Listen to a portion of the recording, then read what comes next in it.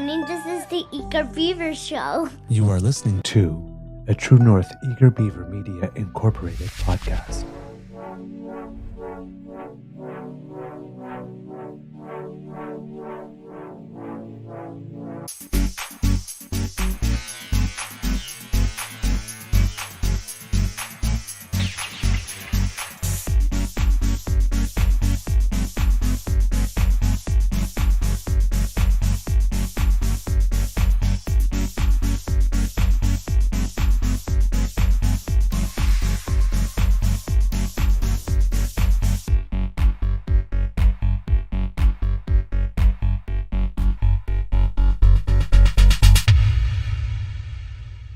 The True North Eager Beaver podcasts are proudly brought to you by our founding sponsors, the Misfit Mysteries from Corvid Moon Publishing, your source for science fiction, fantasy, and cozy mysteries featuring a broad diversity of characters, CanadianTarot.com, your uniquely Canadian online eclectic tarot community, and the Peppermaster, hot pepper sauces made from farm-fresh ingredients to thrill your taste buds and expand your mind.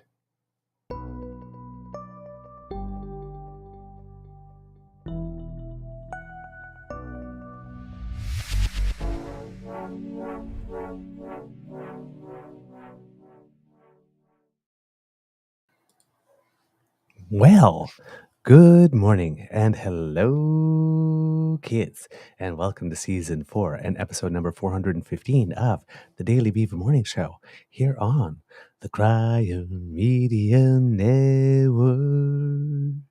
Yeah. Today, recording day is Monday, July 1st. Which means it's Canada Day, everybody. My second favorite day of the year after my birthday. And that's only because my birthday is the only day of the year that actually is all about me. Which the other days of the year, I just pretend. So,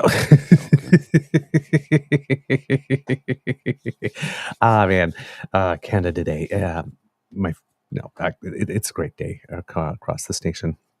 It's a good day for family, for celebration, also for commemoration, also for recognition of other things, because as we know, not everybody celebrates Canada Day. Members of the Indigenous community have their specific reasons. Members of the Francophone community have their specific reasons. So not everybody, it's not a joyous occasion for everyone.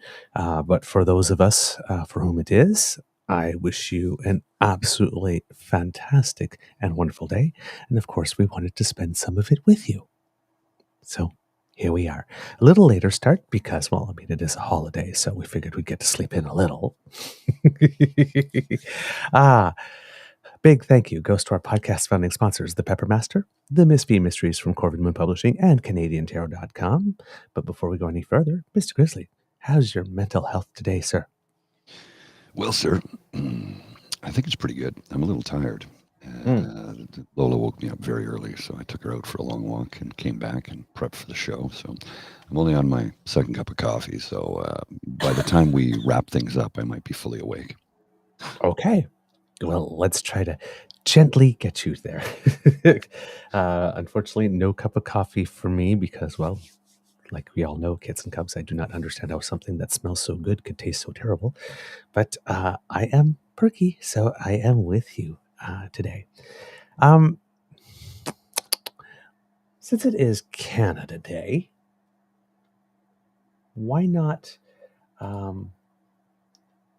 start with a tiny, tiny little bit of history, courtesy of our friend Craig Baird from Canadian History A. He has 2 tweets for Canada Day, or for O Canada, I should say, our national anthem.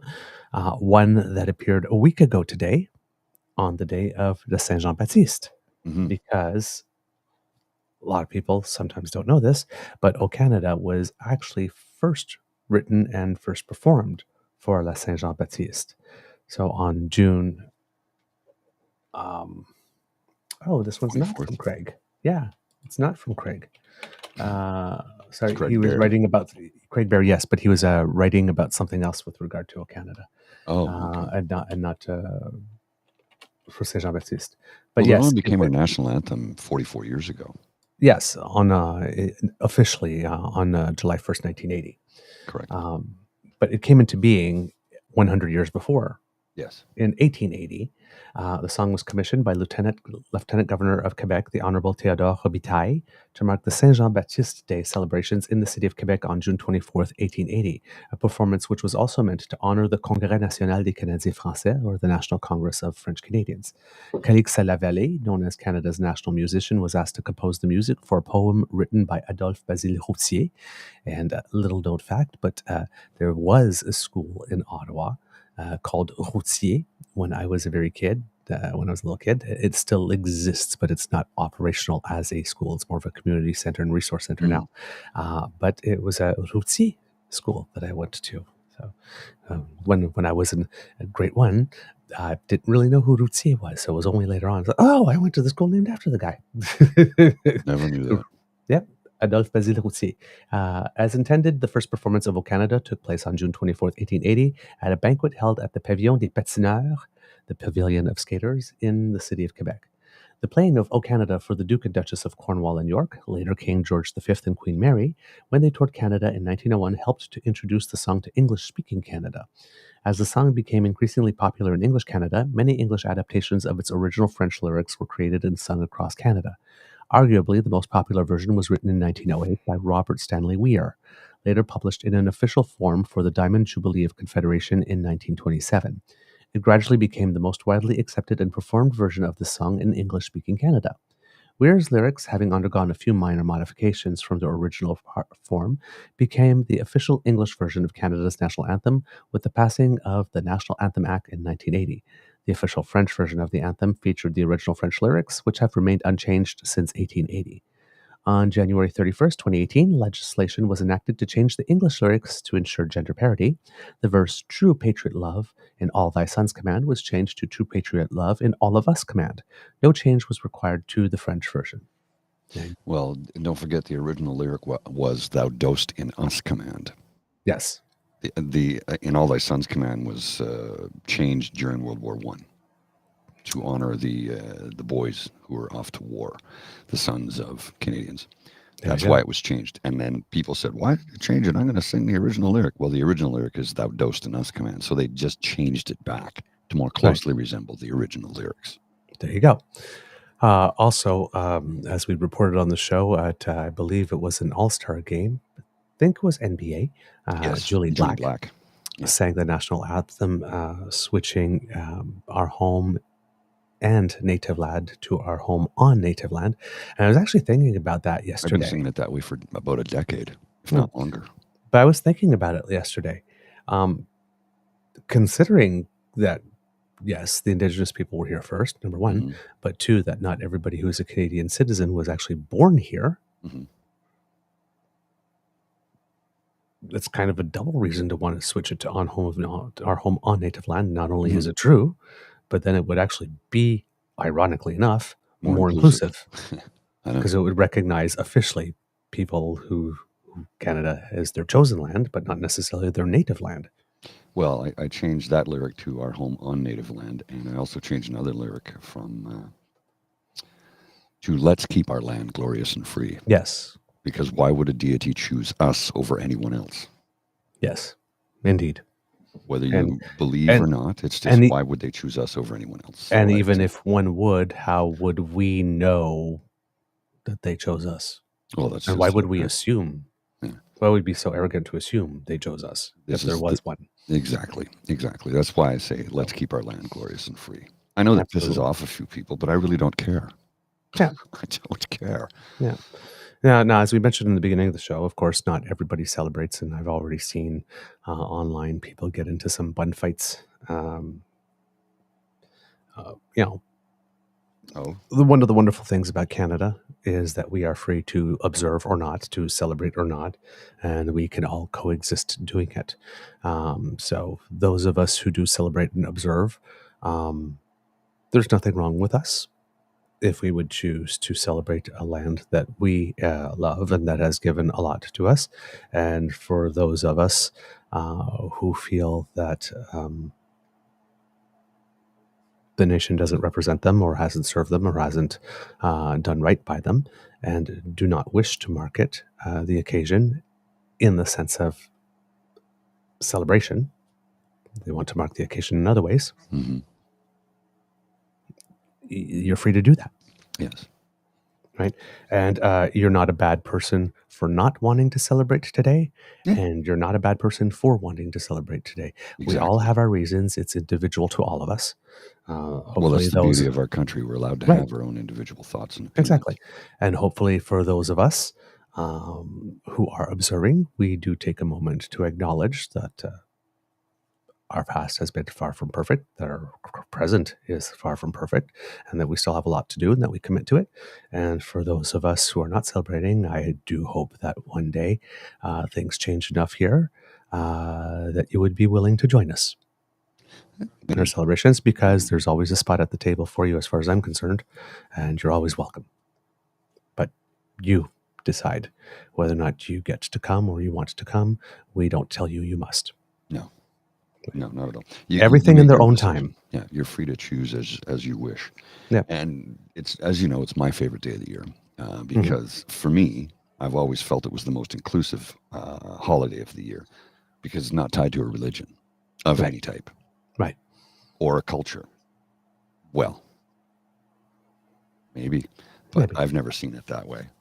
Then again, I do sit from a place of privilege, but I think it's a day when and of course, living in Canada's capital for the last 40 odd years, you get to see people who love this country dearly and are thankful and grateful to be here. And you get to see people who have come to this country recently and celebrate it joyfully and gleefully because they've come here for a better life and have almost always found one.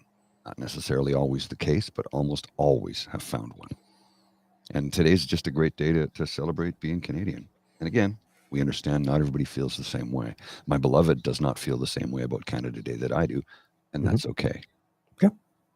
Yeah. That's right. We just need to make space for each other and avoid the word should.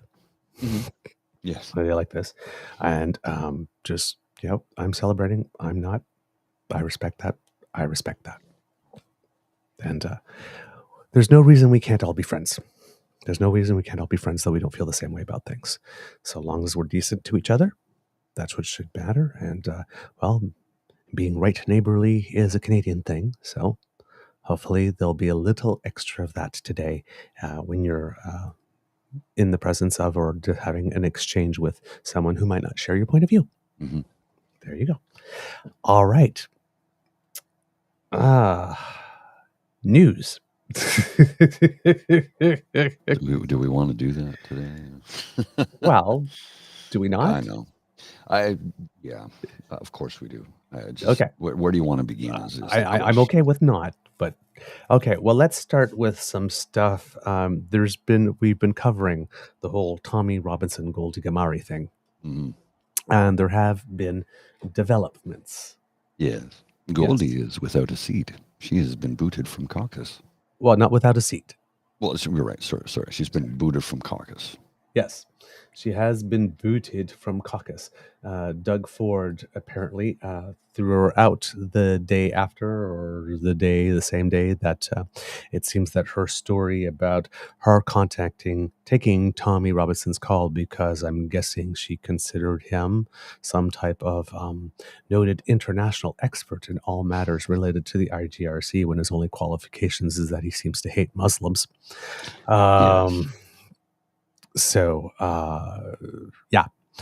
Now, I don't know if she is Muslim herself.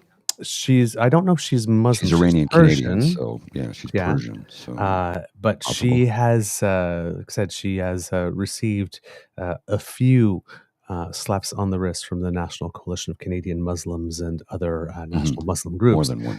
More than once for some of her comments. And, again, the whole context of the Tommy Robinson thing was that very Islamophobic video truck that was sponsored or purchased by the Rebel. Well, they own the truck. They own the truck, who was in the streets, and that Tommy allegedly sponsored for these messages, I'm guessing. And she, one of the complaint about her is that if you're looking at her Twitter feed, she seemed to be representing in Queen's Park more for the people of Iran than for the people of Ontario. Mm-hmm. Whether that's a judgment that's unanimous, I'm not sure if I necessarily share it. I'm not that familiar, but that has been a common complaint that has been surfacing a lot. But it all stemmed here from the fact that she said that the purpose of their meeting was to meet with to talk about the IGRC, and then he basically put something out saying, well, he wanted to date her. That caused, according to Global, posted June 28th, Ontario Premier Doug Ford has removed a backbench MPP from his Progressive Conservative Party caucus after she met with prominent far-right figure from the United Kingdom, a movie called one of a series of, quote, repeated incidents. So, actually, let me finish this and then we'll get into it. On Friday morning, Ford's office announced Goldie Gamari had been removed from caucus, quote, effective immediately, sending the Carleton MPP to sit as an independent.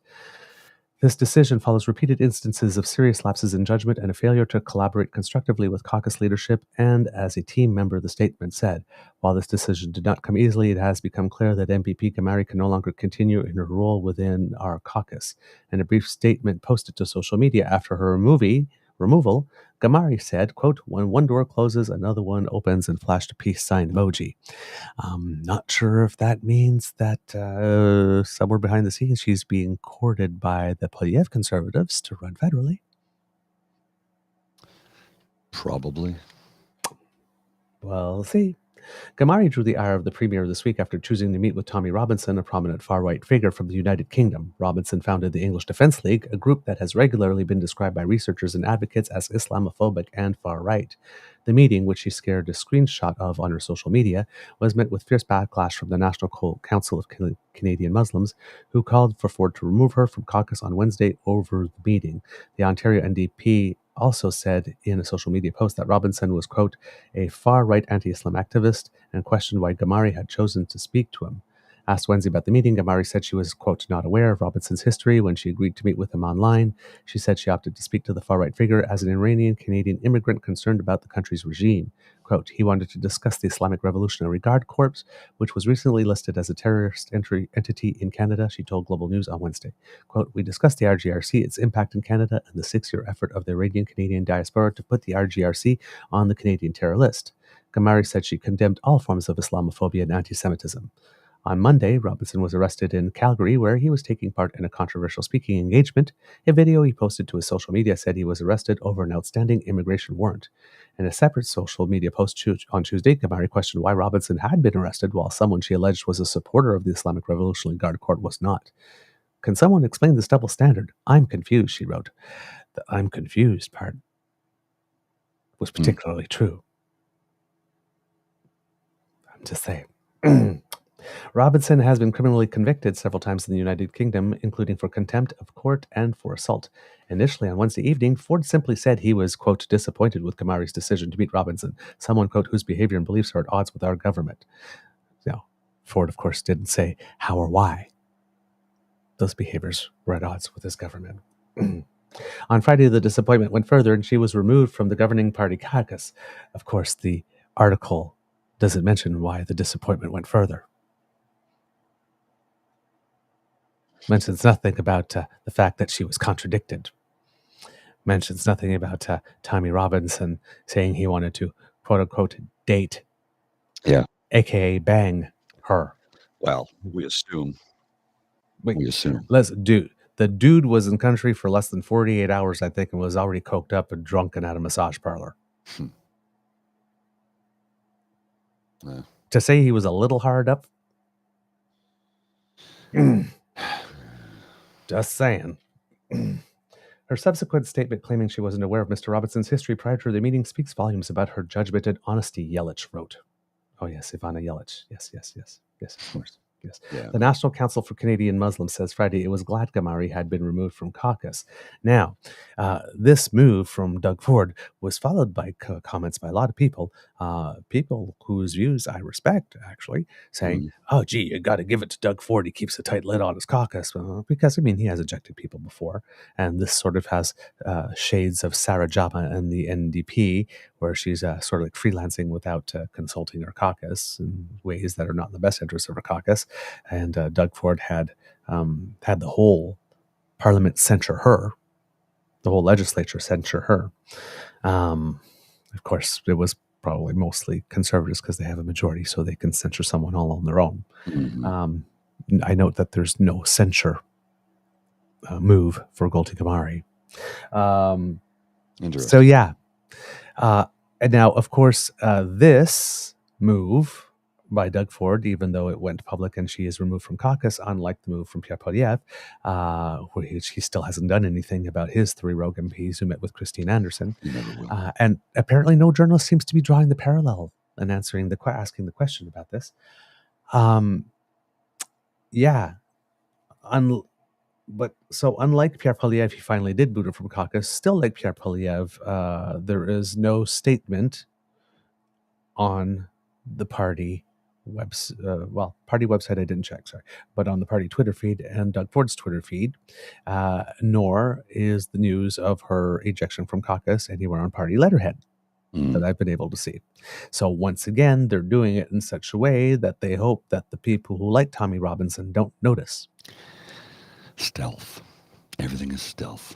Smoke and mirrors. Now everybody's turning around and saying, yeah, we need to give Ford, wow, look at Ford. Doug Ford does not get a cookie. Doug Ford's first instinct was, if you take down the tweet of you having a video conference with Tommy Robinson, then it will all go away. Yeah. Well, we will not advertise it. We will not make big noise. We will not draw attention to it. And that will be good enough. And then all of a sudden it wasn't. But it's still not on party hill letterhead, still not on the Twitter feed. Yeah. And I'm assuming she's been removed official. It's officially unofficial. Yes. And I'm assuming that she's been removed as the chair of the Standing Committee on Justice. I would hope. But it would seem that, and I have not been able to confirm this independently, but word on the tweet, is that she was named to that position in 2023, but her license was suspended in 2021, which would have meant that Doug Ford knew that she was a lawyer with a suspended license before he named her his, or maybe the committee elects its own chair, I don't know, but before she was made the chair on the Standing Committee of Justice, which whether if Doug Ford appointed her there himself, or she happened to just be on the committee somehow, or assigned to the committee and was elected chair by her fellow committee mates, did not provoke Doug Ford to say, why do you have someone who can't respect the professional rules of her own organization, who has had her license to law suspended as the chair of the Standing Committee on Justice? Is this some type of irony here that I'm missing the joke on? Or, because I can foresee a future when this is going to blow up in our face. Somebody who already doesn't have enough respect for the rules to keep her license for the thing that she does to earn her living. Yeah. That's someone that you probably should not be given responsibility to.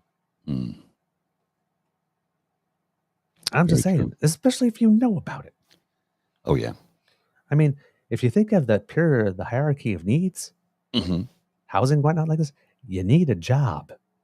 If you can't do the minimum to maintain your license to keep your job, again, I don't. You may be welcome. Maybe there's something else. But it seems to me that that's a bit of a hot mess alert.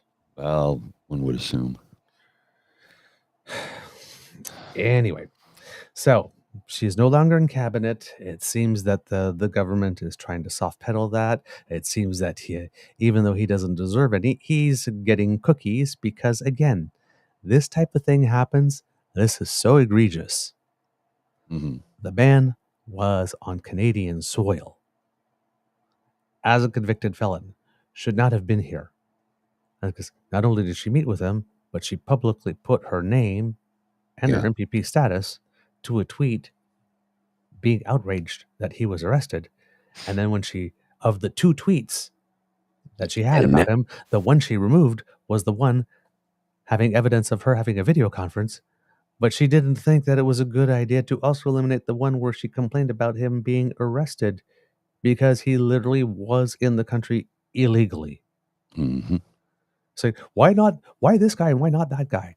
It's like, no, why not both guys? If the other guy did what you allege he did, for which you've provided no proof, and it could just be a random picture of some person that you just attribute to the IRGC, because she basically said the man on the other picture was a member of the IRGC. If he's not, he's Canadian. He's got a defamation suit. Mm-hmm. So, not great there. So, Doug Ford's first instinct, because his first instincts are always wrong. Well, yeah. Was to try to make it go away and keep her in her position. He needed to be asked more than once on something that was fairly obvious and open and shut. This one was a layup. He's not the smartest bulb on the Christmas tree. Yeah. So, Doug Ford does not get a cookie. But it seems he did it fast enough to fool enough people to say, hey, look at him. He takes action swiftly. Mm-hmm. This is the type of thing that you come out of hiding for. If you're a premier and you go to a mic and you say that you've done this. He was too busy on his Sea-Doo, which is called the phone that he's on 24/7. Yes. I am less than impressed with this move. Let's just put it that way. Can we pivot to yes, Daniel Smith and WestJet? Oh, I didn't know that there was a Daniel Smith angle to WestJet. Okay, but let's go to the WestJet. I'll read you her tweet. With tens of thousands of Albertans and their fellow Canadians stranded all across the world, the WestJet mechanics strike must end. The Labour Board's decision to allow the strike to continue during binding arbitration is a clear contravention of all norms, practices, and precedent when it comes to good faith labour bargaining. Alberta's government is calling on the federal government to make the expectation clear that work must continue throughout binding arbitration. Wait a minute. The government has too much overreach. Now we want you to overreach. All right. One, I'm not familiar enough with labor law to know whether or not once binding arbitration is ordered, that prevents you from being able to go into a strike. I don't know. I don't think it is. No, okay. Because if it was, we'd have the federal government sending them back to work if that was the case. Yes.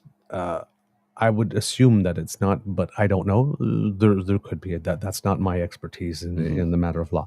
I would assume that because it was ordered, but it had not yet started or whatnot. I'm not sure if both parties agreed to it at that time as well. Or if it was just suggested. But yes, it was their last chance to go on strike, given if they were going to get involved in a arbitration process. So they did. But here's the interesting thing. WestJet mechanics had gone on strike, which left some airline passengers grounded. They definitely picked the most strategic time to do it. Well, prior to Canada Day long weekend. This Stampede starts next Friday. Exactly. But this was a second strike because there was a surprise strike by unionized workers on Friday, a day after the federal government had ordered the binding arbitration. So the WestJet mechanics joined them afterwards. And WestJet said that on Saturday, it was outraged by the aircraft's engineers' surprise strike. And the president of the company came out, in fact, to it resulted in It resulted in 235 flights being canceled across the country, affecting about 33,000 passengers that day alone. The airline said that a strike should be off limits, given that Ottawa imposed binding arbitration, the union stands firm, saying that the strike is legal. Air passenger rights expert Gabor Lukas said that if you're a passenger, this is some news you can use, you could ask for a refund, but he doesn't recommend it if you still do want to fly. Mhm. If you still do want to fly, it's important that you insist on getting a rebooking and that you get a good app to record your phone conversation with WestJet. Well, and they are, by law, they have to get you where you want to go if you demand a rebook, which means they might have to book you onto another aircraft at their cost. Yes. Now, the WestJet's president, Diedrich Penn, said specifically, the stress, the devastation this is causing is unnecessary and hurts us. All of us were outraged, basically. And then he also said about the canceled flights, whatnot, said that it's devastating if no solution is coming today. We will be canceling another 150 flights today, which was June 29th. WestJet said that it's waiting for word from the federal government on what they'll do and hope that an answer would come later that day on the 29th. Well, this morning I woke up to the news that the WestJet strike is over. Oh, The airline and its mechanics union reached an agreement late last night, so all of Daniel Smith's posing and preening to try to blame the federal government was all for naught. Once again, WestJet says that there could be more disruptions in the coming week because of the labor dispute. The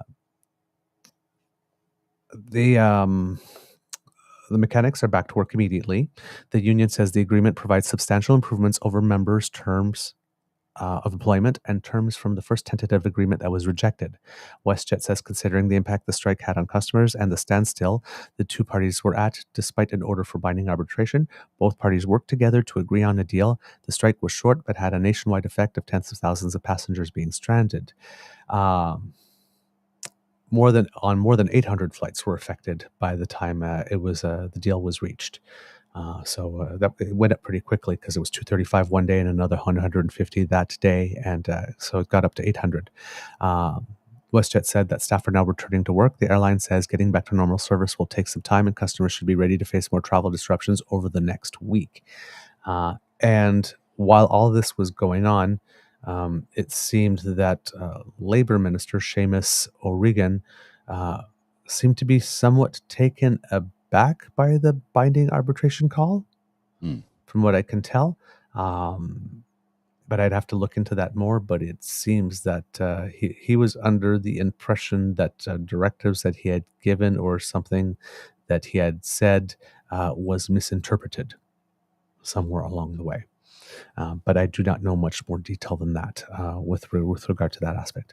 But they are back at work. So that was a quick one. And I'm guessing that the union, by picking its moment that strategically, kind of convinced the WestJet management brass to come to the table and negotiate. Now, I don't know how good that was going. I could tell that based on the president saying how far apart that they were on a deal, that it wasn't yielding results. However, again, word on the tweet, have not been able to confirm this independently myself, is that the brass at WestJet wasn't being particularly proactive in speaking with that doesn't surprise the members me the least bit. at the moment. They if they could get rid of the union altogether, they would. I guarantee it. So they could pay you as little as possible.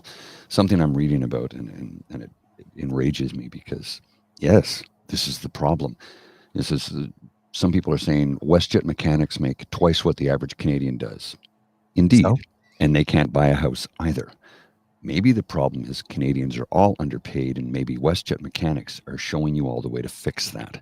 Stop licking billionaire boots. Yeah. Sounds like you all need to join a union. Well, so I was thinking about this last night.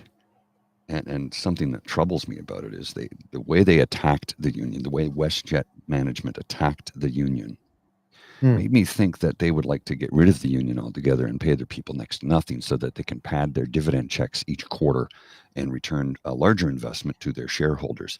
If they could have it done for free, their employees not get paid, they would. Oh, yeah, of course. You remember during JB's talk about a UBI, how southern states said they would all go out of business if slavery was abolished. because free labor is what enabled them to create the country. Well, the country was built on slavery for sure. Yes. There's no question about it.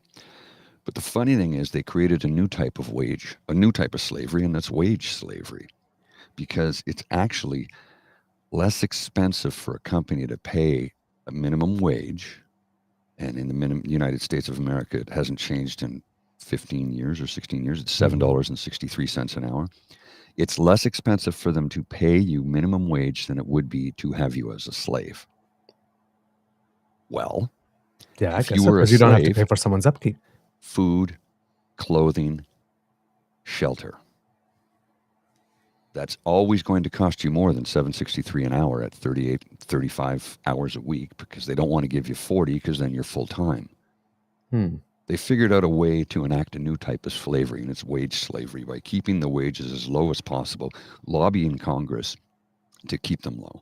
Now, thankfully, in Ontario, we've had a raise to the minimum wage, but it's still not nearly enough. And people seem to forget that the minimum wage meant to be the minimum amount you need to have a life to live upon. It was the minimum living wage. Well, that's not the case anymore, because you can't live on it. You can't. And companies have worked around having full-time employees by having full-time, part-time. You get 20, 30 hours a week, which means you need a second job to make ends meet, or sometimes a third job. Or you join the gig economy and drive for a specific company whose name begins with U and ends with Burr, as an example. And the gig economy is another way to get around actually paying you anything, because you're not an employee, you're seen as a contractor, which means you get zero benefits. And all you get is a stipend for the rides that you provide. Uber doesn't pay you. Right. The customer pays you. Right. So this gig economy, this keep the minimum wage down, it's all bullshit. It's all about how the wealthy stay wealthy and powerful and keep us under their boot heels. So when WestJet brass comes out and says inflammatory things about how the union is being reckless, I'm like, go to hell. They have the right, the legal protected right, to form a union and demand good wages for the work that they do. And I myself would like to see that the people who are paid to keep the aircraft functioning and flying safely are paid a good wage. Yeah. So, know. Yeah. The people that are expect us to save us if things go crack or boom. Yeah. I want them to be paid well. I want them to be professionals. I want them to be, what's the magic word? Experts. Wash your mouth out with soap. I want experts to take care of the aircraft I'm going to fly. You can't have that. I know. According to Pierre Poilievre, it should be common people that do it, or electricians that capture lightning from the sky. While riding planes. On top of them. Yes. Just getting those lightning bolts and throwing them in my satchel. We've all seen Thor, right? Doody doody doo doom doom. Productive day. Productive day. Look at all this electricity I've gathered. Let's sell it. Oh my God. Oh jeez. Speaking of electricity and selling, did you know that originally Tesla, when he was building at Wardenclyffe, he built a massive Tesla coil, and the idea was to distribute electricity the world over for free. He was shut down very quickly by J.P. Morgan when Morgan discovered, wait a minute, I'm not making any money on this.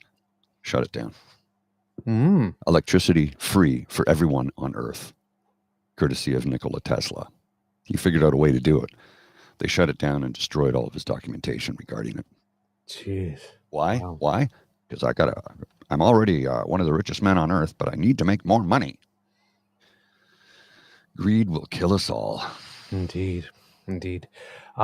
We have some birthdays to mark. Yes. Apparently, Mademoiselle Fox's mama, Mama Fox, it's her birthday today. So happy birthday to you. And Kid Jen, it is your birthday as well. And you are here in the chat. So breaking out my best Marilyn. Happy birthday to you. There you go. I love Canada Day birthdays. They're great. And my friend Jacques, by the way, happy birthday to you. I know he's probably not watching, but I'll just put it out there. It's never a bad idea to put some birthday wishes out into the universe. All right. Other things going on. Those are some of the bigger stories we were following. If you happen to be living in Calgary, Mayor Jody Gondek said that they're getting closer to resolving the water system crisis, and it could be resolved by sometime next week. I have to say that after a terrible start, the city's communications have improved immensely. Now, they'll probably never live down the first impression, but they did clean it up. They really did clean it up. And you'll see it here in the statement. Very clear, very concise, and no ambiguity here. The mayor said, there are 4 steps that we need to take before a safe water supply can be restored from the Bear's Paw treatment plant. The pipe needs to be filled, then flushed, then water quality needs to be tested, and then we begin to stabilize the network. Great news on step 1. Filling of the pipe was completed at 6 p.m. yesterday. So I'm guessing that yesterday, in that case for us, is the day before yesterday.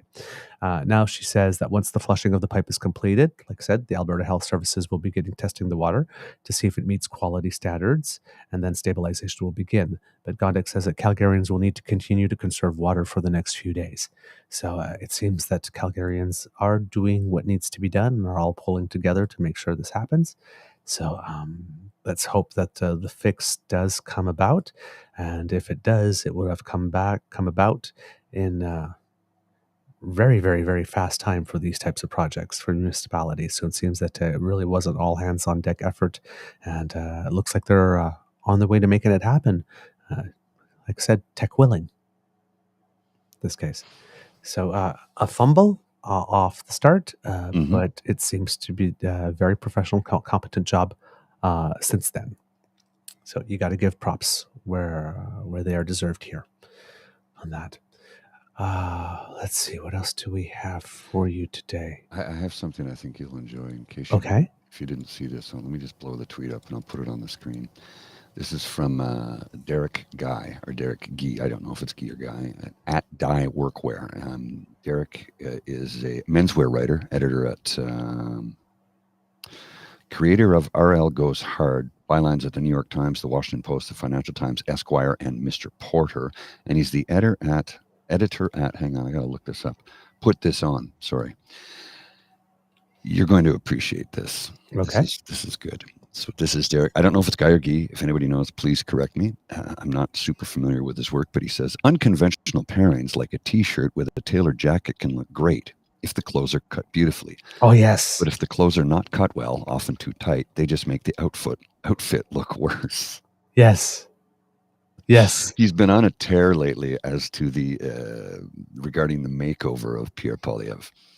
And he has not been kind. No, and he has a cool one out about how people dress their dogs versus how people dress themselves. And the dogs are all more stylish, way more stylish. Well, and he actually points out like but he's been doing that. He does a whole bunch of political commentary using fashion as his way in. Oh, yes. And the comments, it blows my mind. Because all the things that he says about fashion are absolutely true. And he finds a way to link them.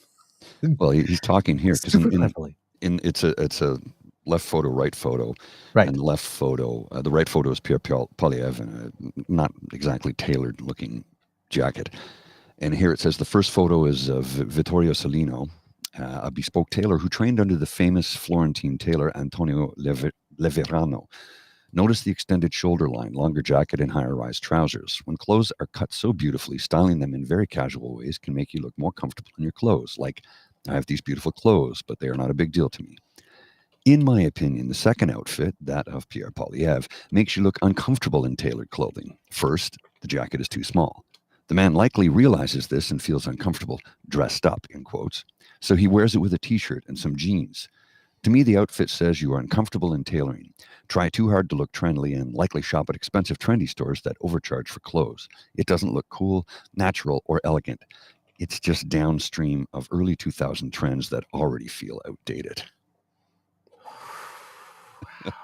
Scathing. Ouch. Ouch. I love it. I love it. I love it. Little fashion commentary. Yeah, I like Yeah, I think it's absolutely fantastic. I mean, because there's something about when someone tries too hard, Mm-hmm. right? There's just something about when someone tries too hard, and yeah, There's a great I take have no here problem with that. from @SailorLass. This is a great take on this. I know it's petty, but any opportunity to criticize the second guy's fashion style is welcome. Given, as a Canadian taxpayer, I contributed to his upkeep. I Ah, think that's great. that is really good.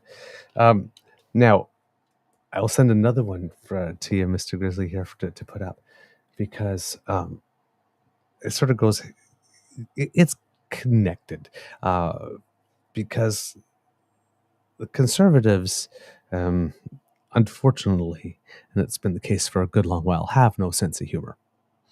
And whenever they joke, it's rarely funny because the jokes are punching down. And they just can't seem to be happy Mm-hmm. about stuff. So, like, interest rates go down, they get mad. Inflation goes down, they get mad. Because, well, their narrative is that Canada's failing, and anything that shows that Canada is not well. And they seem to have some problems with people being happy. So, even though it's Canada Day, let's take a moment for our national hour of dour. As the party that fun forgot has dark clouds hanging over the nation, thoughts about someone having the ability to feel and express joy among their fellow citizens. Yeah, let me just blow this up a bit here. Okay. This is Seeing people being happy seems to make them miserable. certainly looks like it. This is from Chris Warkington. Now, who is this? Yes, who's an Member MP. of Parliament for Grand Prairie, Mackenzie. Liberal caucus, we have some serious questions about your leadership. Trudeau, the man is dancing, having a good time enjoying life in Markham, Ontario. At a big barbecue somehow.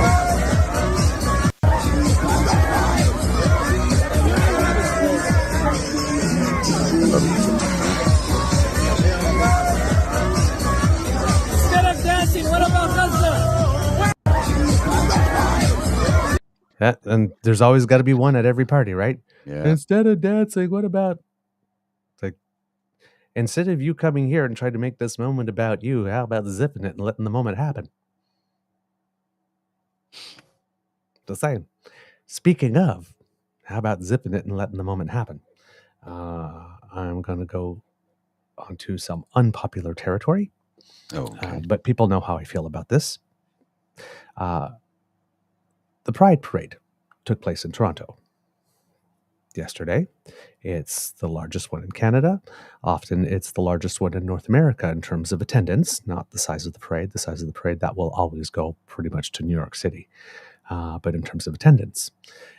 Now, it seems that for the second time in a decade, the parade was disrupted. Now, the last time it happened, it was the Black Lives Matter movement that decided they were going to try to hijack the parade to make it about their thing on that day, even though it was the day that the Prime Minister of Canada, for the first time ever, well, technically that's not true. I've heard that Joe Clark did it way back when, participated in the Pride Parade. But it's been billed as the Prime Minister of Canada, the first time the Prime Minister of Canada officially marched in a Pride Parade. And it was also the year of the shooting at the Pulse nightclub in Florida. So it was very celebratory for us because we were being recognized for the first time officially. So we were being told, and it was also a day of mourning because, within the gay community, we believe that none of us are free until all of us are free. And when stuff like the Pulse nightclub shooting happens, which was the largest mass murder shooting of that type. And the people from Black Lives Matter came along and hijacked. They were made marshals of the parade by the Pride Committee, and then used their position there to sort of hijack the parade. And I believe a smoke bomb had been released and a whole bunch of stuff. But the parade did get to go on. This time, the parade was intercepted in some way or interfered with in some way as a group of protesters against Israel's war in Gaza made their way into the procession. Pride organizers canceled the rest of the parade, but added that they respect the right to protest, because the parade itself was born in protest over police raids over several bathhouses in 1981. My position is the same here. Now, I know that people are turning around and they're saying genocide is going on, which makes me taking this position much more controversial. Because, well, don't you care the fact that genocide is going on? Of course we do. I care that genocide is going on anywhere that it's going on, right? We should not be treating people like that, period. But we get one day a year. This movement has gotten every single day since October 7th. And there's never a day, if you believe that genocide is going on, there's never a day to stop protesting against genocide. And it's not as if the rainbow community is against this. It's not like we're against protest. It's not like there isn't a segment of the gay community that isn't very militant in favor of Palestinian statehood. We know what it's like to be oppressed. So, right? Again, not causes, not nobility of cause, but tactics. Not sure that that's the best way to make allies. When someone has just one day a year, that's theirs, and you can't even let them have that, it gets backs up. Especially if it's a group that has made room for you or that has traditionally shown that they were willing to support you. Now, also, I have no idea if there's a link between this, but it's not as if over the past year and a half or so that there hasn't been a lot of unpleasant interaction between members of that community and members of ours. We had trans protests at schools. We've seen young children indoctrinated by their parents to stomp on our flag or spit on it. We have, and the irony is that the anti-gay pride, anti-rainbow, triggered by rainbows thing was nowhere near as strong this year as it was last year. No, thankfully. But Muslim Canadians and Rainbow Canadians are groups that people who want neither of us to have our freedoms often try to pit one against another. I'm sure that there will be some people within the rainbow community, I'm not one of them in this case, but there will be some people making comments and wondering why it is, again, people associated with a certain religion are once again making us targets. Because we recently had National Indigenous Peoples Day, and I don't remember the pro-Palestinian groups disrupting those activities.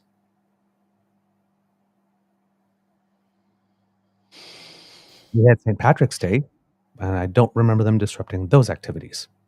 No. They were probably out getting liquored. Just saying. Yes. I'm guessing that the non-Muslim people among that yes, were probably out getting liquored on St. Patrick's Day. But on our day, we were.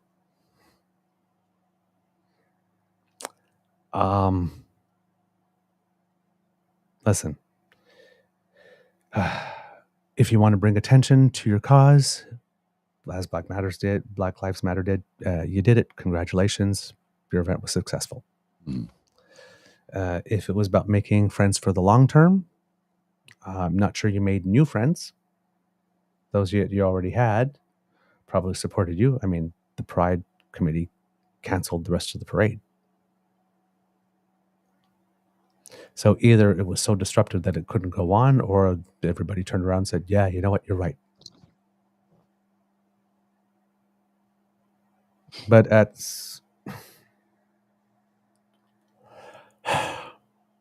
our community once in Toronto had, or I think actually did have, a Pride parade canceled 1 year before it even started because of the Israel-Palestine issue, way before this latest series of really tragic and unfortunate and devastating and painful events, horrific events happened. So again, this is not new to us, our community. The union movement, for example, which is very pro to us LGBTQ+, also happens to be very pro Palestine liberation. There is that famous word that seems to bother a lot of people, a lot of intersectionality between our communities to begin with. So I'm not sure why it is we should be making strategic and tactical moves to deny each other our days when we have them instead of working together. Because I'm sure that they're given the popularity of this issue with certain segments of the gay rainbow community, typically the more militant ones, but still, that there would have been no problem with a group organizing and marching in the parade, as in, Rainbow Community for Palestine, for example, and making their protest known as part of the parade. Not sure why the parade needed to be stopped. I know that it's a big media event that grabs a lot of attention. Therefore, if you want to get on the news, it's a good one to go after. But I just, like I said, maybe it's selfish of me, given the size of the devastation that is going on over there. Yes, but it would just seems to me that if you want to have an event for one day or be noticed on one day, that's exactly what you do. If you want to build a long-lasting allyship with the group so that you multiply the voices calling for the thing that you need, and that you have more people able to take over to run a leg of the relay when you get tired for a bit, that you don't deny them the one day of the year that they get together among their... Now, of course, I'm saying this from a perspective of being in Canada. Yes, where you are protected and safe. And yes. If I was in another country, let's say, like if I was in Israel right now, maybe I might, and I was Jewish, I might not hold the same view. Right? Or, well, if I was gay and if I was in Palestine, my views on my neighborhood accepting my community and my expectations would probably be way more tempered. So I probably wouldn't hold that view at all. I wouldn't have the luxury of it. Let's be honest. So yeah, it's from what I can tell, like I said, I don't know whether or not the Pride Committee in Toronto decided to suspend the rest of the parade for actual security reasons because there were so many and the protest was getting out of hand, or just out of solidarity, because with our community it could be either one. And I'll try to take a look while Mr. Grizzly's talking later on to see if I can find more details than that. But like I said, this type of thing, it makes me uncomfortable. And you know what? Maybe that was the point. I believe it was, actually. So then again, it's to make you feel uncomfortable, to make you think. Yes, exactly. And so like I said, I'm of mixed emotions because I see the point. It's just, I just wish that people would stop denying us our day to be able to make their points. Yeah. Just give me a second. So- I got to jump out for a sec to fix something. I'll be right back. All right. So yeah, there you go.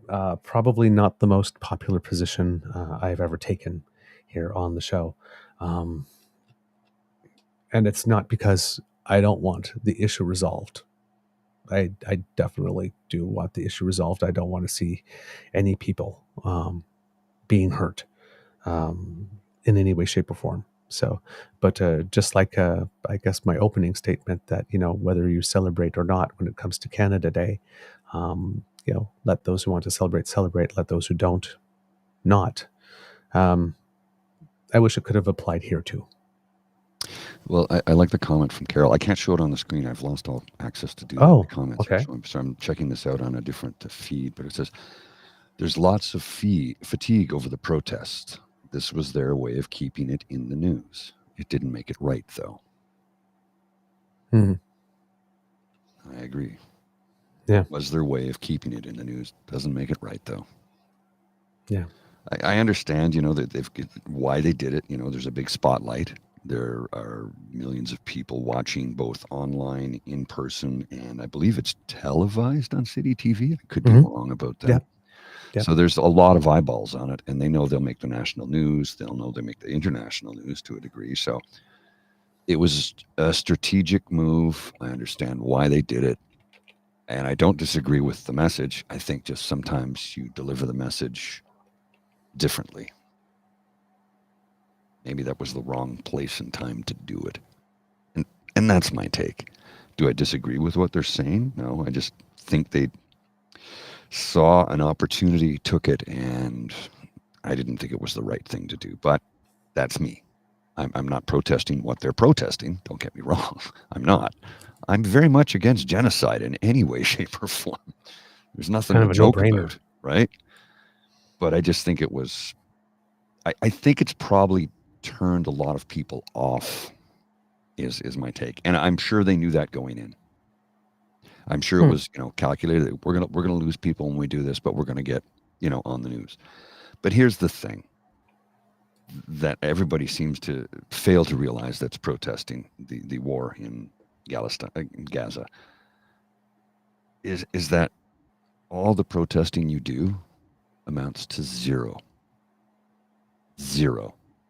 It amounts to nothing because you do understand these are, you know, a country attacking what should be seen as a state, two states, in another part of the world where we have no political sway over any of them, either party. We have no political power, no political sway. We can't just say, stop doing that and think they'll listen. They won't. Netanyahu is going to do whatever the hell he wants, as proven by what he's done. Yeah. The only person on earth who could effectively bring an end to this is the President of the United States, because they have the largest, most powerful military the world has ever seen. They could bring an end to this, but we can't. And protesting in the streets of Toronto or Ottawa or Calgary or Montreal or whatever community you reside in is not going to change a damn thing. Go to a protest if you want to let people know your thoughts, or maybe just put them out online on social media to say you're against it. But protesting in the streets, trying to get yourself on TV to let people know we're against this. Yeah, we're against it too. But it's not going to change a damn thing until political powers that have the ability to sway it and put an end to it do something. Nothing is going to change. And I'm sorry to say it, but it's true. It's true. All the protesting in the world isn't going to change a damn thing. You also have to remember, whether people realize this or not, that there are powerful lobbyists in Congress who sway Congress people to do their bidding. And some of those powerful lobbyists work for companies that manufacture the arms that are provided to both combatants, by the way. They're profiting off of this. Every time a bullet gets fired, that's cha-ching, cha-ching, cha-ching.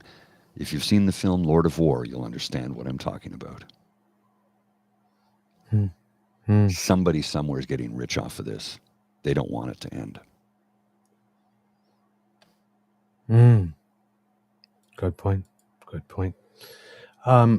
Reading here in from the Toronto Star here. Thousands of people danced and sang and celebrated at Toronto's Pride Parade on Sunday until the procession was suddenly stopped mid-route and then cancelled by a protest. About 30 demonstrators, calling themselves the Coalition Against Pinkwashing, held banners and chanted on Yonge Street, just south of Wellesley Street, 3.5 hours after the parade's 2 p.m. start. Floats and marchers making their way south toward the parade's finish at Nathan Phillips Square were stranded behind the protesters who chanted Free Palestine and Pride is a protest. Yes, but Pride is a protest for rainbow rights. Mm-hmm. It's not just Pride is a protest, so I'm going to bring any old issue to it and protest. Yeah. And given that Protest the demonstrators call themselves Coalition Against Pinkwashing, so clearly we were specifically targeted here. Close against pinkwashing. Pinkwashing what, though? I'm having a feeling, just by the taste of that name, that their primary concern is not Palestine.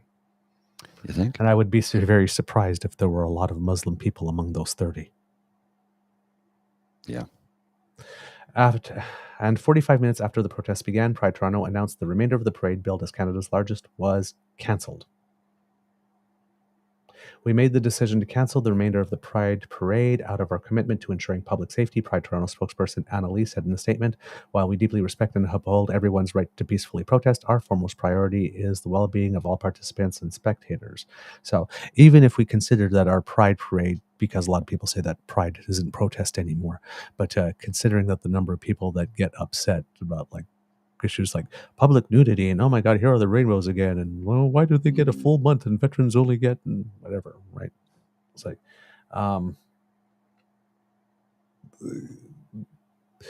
people seem to fail to understand that given how certain people feel about us, just waking up every day, breathing and daring to be happy and live a fulfilled and full life that's rewarding is an act of rebellion.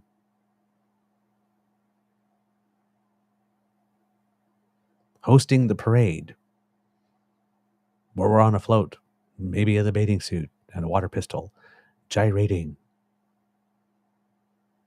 to the latest beats. Yeah, it looks like fun, why not? But it actually is a protest. Yes. There are a whole bunch of people that would really, really wish we would not exist. Well, and we are being very, very, very, very, very, very visible. I said to a colleague a few years ago, I said, I would like to come a day when Pride is no longer needed or required. Yes. And it just be a celebration. Yes. But it's still needed and it's still required. Yes. And as evidenced by last year with the bizarre string of hatred that came out of left field,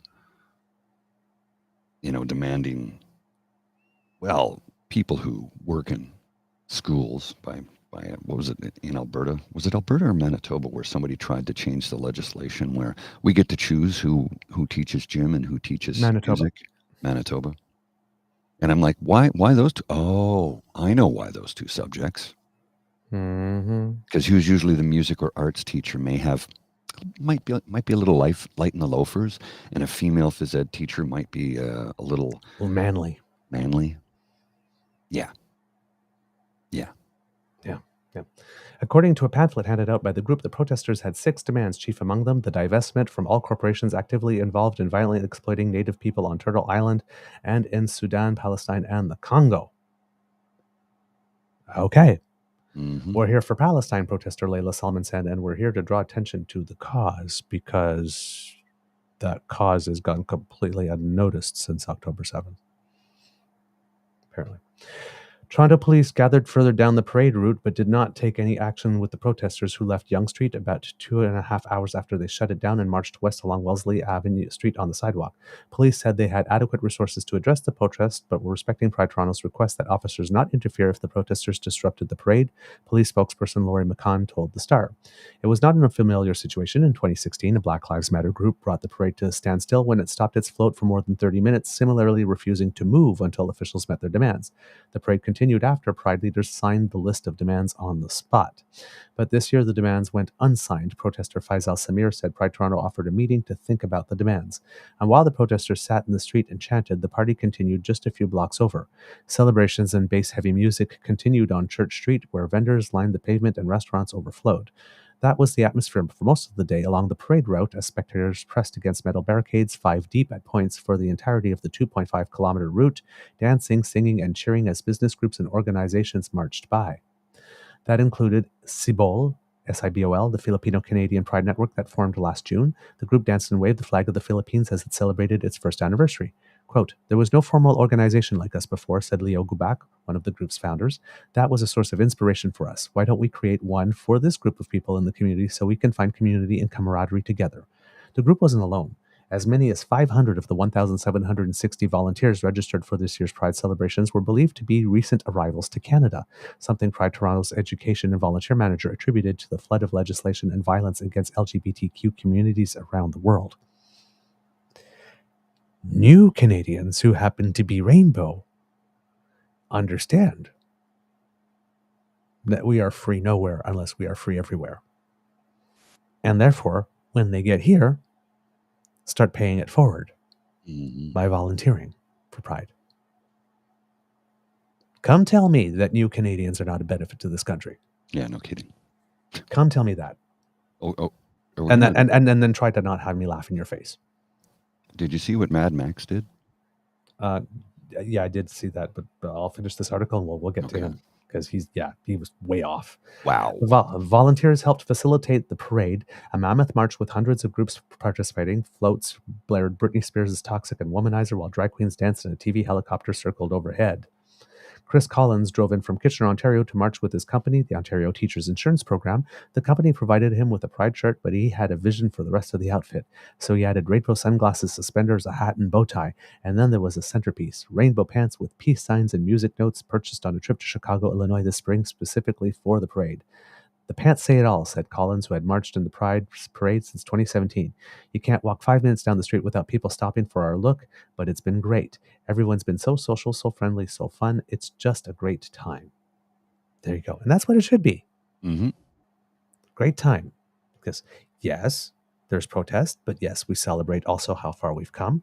We also mark how far we have to go.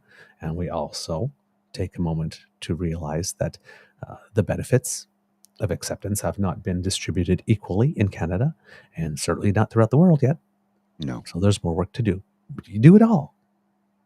It all happens on that one day. Indeed. Because, and other things too. We mourn people that we've lost to HIV. Oh, yeah. Yeah. So there's sadness, there's joy, there's all of it gets put into this like big pot and becomes something. You know, if you the movie Inside Out, and Inside Out 2 is out right now and is doing box office, by the way, 3 weeks in a row. That's kicking butt. Awesome. But at the end of Inside Out, like this, we're introduced to the concept of mixed emotions. Rolling Stones. Here we go.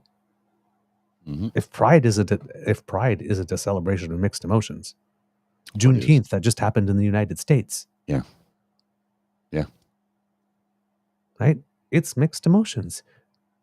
Like something terrible happened. It's not happening anymore as much.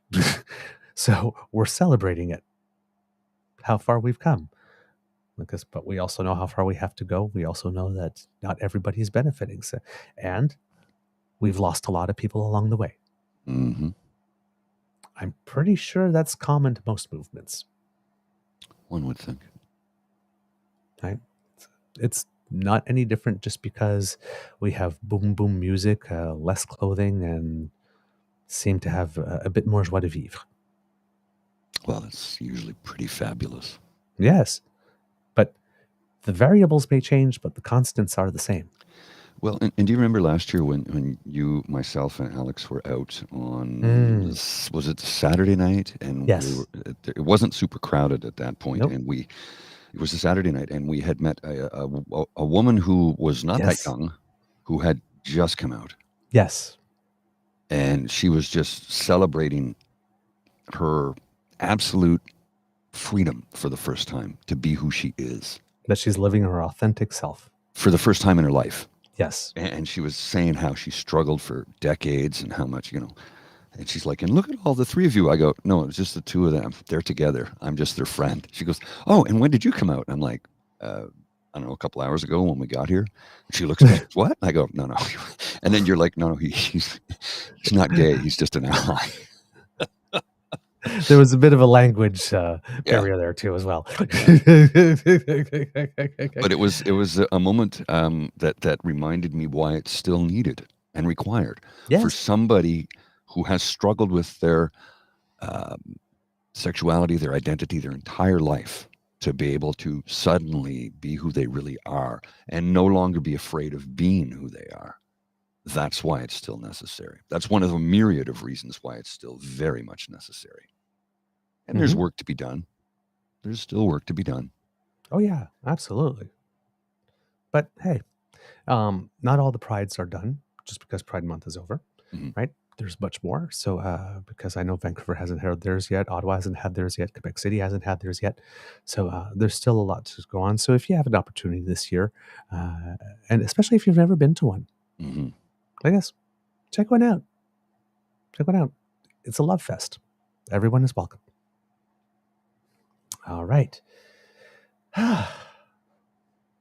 Let's get some happier news. Because we have some happier news? Canadians who have made us proud. Oh, okay. To celebrate. I was like, yes.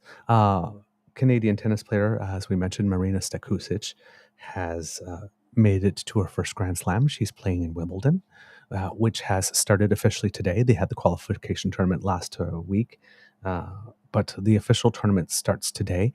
And Canadian tennis player Denis Shapovalov, who has been having a couple of up and down seasons, he's still not ranked in the top 100 because he's having some trouble stringing together three matches in a row.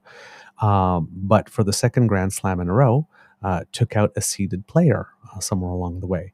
So this last at the French Open, it was Taylor Fritz from the United States, I believe. And here it was Nicolas Jarry from Chile, who is ranked number 19th in the world. Okay. And Denis Shapovalov won the straight sets just before the show started. So congratulations to him, moving on to the second round of Wimbledon for the fourth time, I believe, consecutive time. So good for him. But hopefully he will have a good enough run to bring him back into the top 100 where he absolutely belongs. Because he's been having such a tough year, he wasn't actually named to the Olympic team this year either. Oh, I didn't know that. Yes. Felix Auger-Aliassime was named, and then the second man named to the team was Milos Raonic. Who's actually having a pretty good season, even though he has a very limited one, a short one. He doesn't play so much on clay. It's not so good for his hips. But he usually kind of tries to play a couple of tournaments and then pops in around the time of Wimbledon and then stays in the season as long as his body will hold up, hopefully throughout the Canadian Open and the US Open along the way. But yeah, he will be there, and he'll be playing doubles with Felix Auger-Aliassime there. Gabriela Dabrowski, of course, has been named to the team, and she will be playing doubles because she's one of the top 5 female doubles players in the world, so she'll be there. And she won a Wimbledon warm-up tournament about 3 weeks ago, and then was a finalist in one just on the weekend. She'll be playing doubles with Leila Annie Fernandez, who will be registered in singles as well. And Leila Annie Fernandez made her first final of the year on grass at Eastbourne just before Wimbledon starts. Rebecca Marino won a tournament in Ilkley, England, on grass. Unfortunately, she lost her first round qualification match, so she wasn't able to ride that momentum. And a couple of weeks ago, Bianca Andreescu made a final on grass. So I don't know what it is with Canadians on grass this year, but making finals, four finals in 3 weeks. for Understand. Canadians on grass. So hopefully it will be a good Wimbledon for Canadians who are there. Also, in terms of Canadians who have made us proud, this weekend there was the track and field nationals in Montreal. So many Canadian athletes officially booked their tickets for Paris there. And the Paris Olympics are now in less than 1 month. So it's getting exciting as Team Canada and all the various sports are naming their teams that are going. Our rowing team also named its national team, and it's really interesting because growing up, rowing was one of our marquee sports. Right, where we had several boats and we used to count for several medals. So I'm guessing we might be in a rebuilding phase because we've only had 2 boats qualify out of all the races that there are on rowing. The women's 8s, and I believe lightweight sculls pairs, if I'm not mistaken.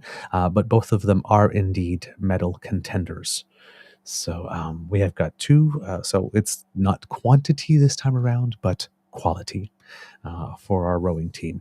The men's 8s just missed qualifying by like 1 spot at an event.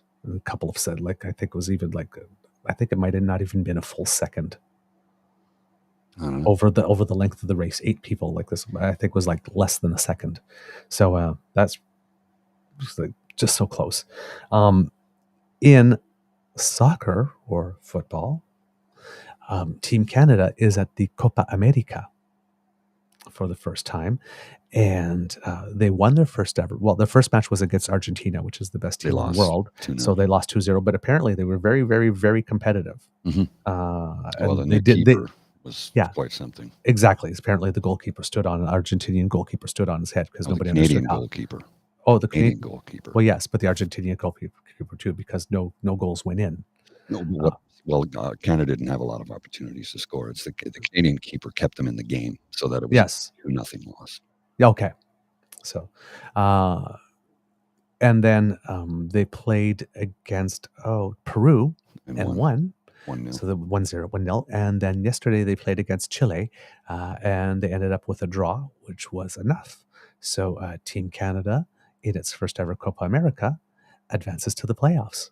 And is one of the top 8 teams. They're in the quarterfinals. So there you go. Go Canada, go. That's some great inspiration, great achievements leading into the Olympic tournament, which will be coming up. So it's always good to have some good results going in. Mm-hmm. A little belief, a little momentum. So and our golf team this year, whomever they will be, will definitely be going in on fire, particularly the men, because over the last 3-4 weeks, if you're looking on the results on the PGA Tour and senior PGA and everywhere, top 10s, top 5s, somewhere along the way they were leading. Todd Pendrith in particular is on fire. I think he's like picked up like a win and a couple of top 10s all in the last few weeks. So there might be something to look forward to from Canadians playing golf as well at the Olympics. We're still trying to get Devin Haru on the show. He's extremely busy because once again, the man has been tapped to do the 2 marquee events. So he's got swimming in week 1 and track and field in week 2. So he'll be covering, and he's been at the nationals. He was covering the swim nationals and the track and field nationals, which of course has been keeping him very busy in the lead up. He's taken over for Steve Armitage, who famously did swimming and track, who retired a couple of years ago. He had health reasons, said he had to step down. Devin filled in, and then he came back, and then he retired. Yeah. And Scott Russell, who you might recognize, has announced his retirement after this one. Oh, yes, yeah. So don't be too surprised if someday in the near future we see Devin Haru anchoring the Olympic broadcasts. I can see that happening. I'm calling it. It's going to happen at some point. If he already, at his age, has got the assignment of the 2 marquee events, I cannot see a reality in which he's not hosting the show, unless he decides he'd rather actually be at the events and says no, thank you. But in the studio, you get to interview, because everybody that wins or performs well gets to come in for an interview and whatnot. And man, God, that man can interview. He's really good at it. He's really good at his job. So, where essentially wherever he is, if he's in the general area, put him in, coach. Anywhere you put him in, he's going to do a great job. So, but yeah, I'm happy to see him get the marquee assignments at the marquee event, and he's got a beautiful future ahead of him. So hopefully, like I said, with going back and forth from place to place and trying to organize himself, because he's going to be in Paris for a good long while, because he's going to be there for the whole Olympics and Paralympics. So it's probably going to be over a month in a row. So, when you go away for over a month, there's a lot of things to prepare. Make sure people are taking care of your plants and things like that. So I'm sure he's a very busy man, but hopefully we'll be able to get some time with him before he goes so that we can talk and geek out on some Canadian athletes. Our track and field team in particular must mention that at the last Olympics won 2 gold, 2 silver, 2 bronze, and the track and field team being a little bold, but saying that anything less than that this time around will not be acceptable to them. I agree. I think that's pretty much how the team feels as well. Yes, our throwers, our sprinters, our decathletes, among others. That's where the stuff. Not so much in the jumping events, because for a while we were doing pretty good at high jump, and for a while we had some good contenders in heptathlon as well. Not the case.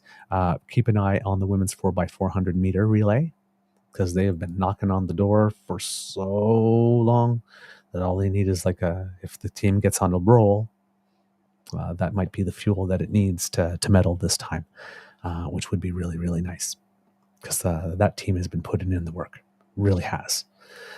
So we're going to have a lot to cheer about. So Wimbledon first, then Olympics. Well, so I will be... Oh, and Copa America, yes. I will be in Calgary at the Stampede next week. Excellent. And I am going to shoot some footage. I picked up some new mini micro wireless mics. And I've got my gimbal stabilizer. I've got a bunch of stuff ready to go. I'm gonna shoot a bunch of video and I'm gonna see if I can crash a certain politician's barbecue. Oh, maybe a couple of politicians. What are you plotting and scheming, Mr. Well, you'll have to wait and find out. Oh, but wait, I have to show you something. You're showing leg. Give me a second. I'm gonna go. You're showing leg. You are teasing. I have to show you something. You're gonna like this. Just a second. Okay. He is teasing, kids and cubs. Look at him showing some ankle. I love it. I love it. I love it. Okay. I know he also talked about Max, so I'm figuring we'll get to there. So before he comes back, I'm going to mention very quickly here for Howdy, those partner. of us who... Oh, hi there. I'm just mentioning a little something before you come in here. For our Canadians living in Atlantic Canada, you might want to get prepared, because the first major hurricane of the 2024 season, the first major hurricane of the 2024 season has island nations in the Eastern Caribbean on high alert. Storm watchers say that Hurricane Beryl stands out for how quickly it strengthened into a Category 4 storm. Local officials are telling people to prepare for the worst and hope for the best. It's expected to pass just south of Barbados this morning before heading into the Caribbean Sea. It's on the path towards Jamaica with winds as fierce as 215 kilometers an hour and large destructive waves predicted for when Beryl makes landfall in the Windward Islands. Those are southern, generally larger islands of the Lesser Antilles, such as Carriacou, Dominica, Grenada, Martinique, Petite Martinique, St. Lucia, St. Vincent, for example. So that area. But Barbados also will probably be affected here. The Prime Minister of one of the nations in Barbados shared a video of local people heeding the government's advice to haul their boats out of the water. And Mia Motley called on people to conserve water. She's the Prime Minister of Barbados. She says it's early for this. We're talking a month or more ahead of schedule. And it only took 48 hours to reach the status of Category 4, which was very, very, very quick. According to news reports this morning, it's churning its way into Barbados. In Bridgetown, people were hammering metal sheets over the windows to prepare for the storm, which seems to have been downgraded to Category 3, which is better than 4, but at the end of the day, really, it's academic. So yeah, it seems that according to the latest weather reports, St. Lucia, Grenada, Tobago, St. Vincent and the Grenadines are all under hurricane warnings as it's expected to make landfall. And not sure yet what the projections are about how it will affect Canadians in Atlantic Canada when it finally makes its way up the Atlantic, whether or not it'll be far enough out in sea that it won't affect the region too much, or whether or not they'll be hit. But in the next coming days, we'll probably be hearing more about that as it will affect Canadians. But so just be prepared to know that it could be coming. All right, Mr. Grizzly. So Bridget's mom picked up this hat for me. La la la la la la la. And this is a Tom Campbell Smile hat from Calgary. This hat is probably 75 to 80 years old. And I gave it a good scrubbing, cleaned it up, and reshaped it because it has to be a cowboy hat for Stampede, right? So I've got it all decked out. I'll be wearing this at the Stampede next Saturday. We like it. We like it. It's very stylish. Oh. Yeah, and like I said, it's about 75, 80 years old, something to that effect. Yeah. Speaking of Alberta, it seems that Premier Danielle Smith is a little confused. She's a lot confused. Yes. But apparently she has come out and stated something like, us in Alberta, we're going to opt out of that federal dental care program. Thank you very much. Which had a lot of people going, how do you do that given that it's an insurance program that people apply to individually and nothing is asked of the province in any way, shape, or form She's not for very it bright. to occur? She just wants to separate. See, here's the thing, right? We're all talking about in the United States Joe Biden because he had a senior moment at a debate and, oh my God, he's done and whatnot. And we have, at the same time, we have Donald Trump telling people that Joan Rivers voted for him in the 2016 Republican presidential election, even though she died in 2014. But it's Joe Biden we're worried about. We have Danielle Smith that steps up and says, we're going to opt out of a program for which we don't have to do anything. And nobody's wondering about her mental competency for the job she holds. Biden is so old. Yeah. But the other guy believes that people that were dead 2 years before an election voted for him and that the person told them.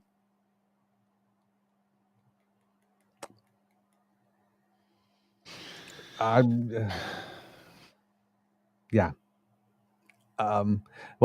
Here, one thing about the GOP, I guess dead voters really do exist. It's just that they vote GOP.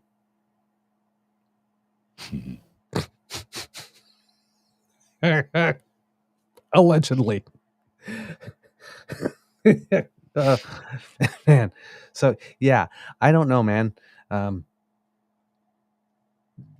Danielle Smith, come here, darling. Person, woman, man, TV. Repeat after me. Worried about you, girl. I'm just... God. Yeah, we're going to opt out of this thing that affects us in no way. Just looking to pick fights. Like I said, she's a separatist. She wants to end CPP and install an Alberta pension plan that we all know the company she wants to have do it has lost billions over the last couple of years. So that she ran on not doing, but apparently is going to do anyway now. Do it anyway.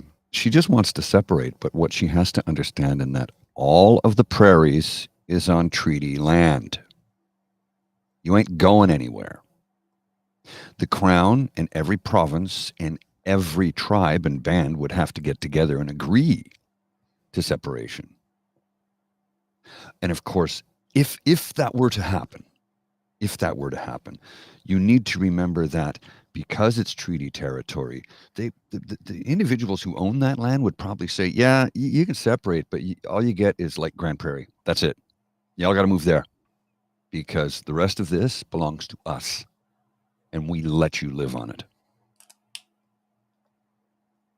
It's why there are casinos everywhere in Alberta, because they have the right to open them any damn place they want to. There's no provincial jurisdiction over that. It's not a reserve. It's all treaty land.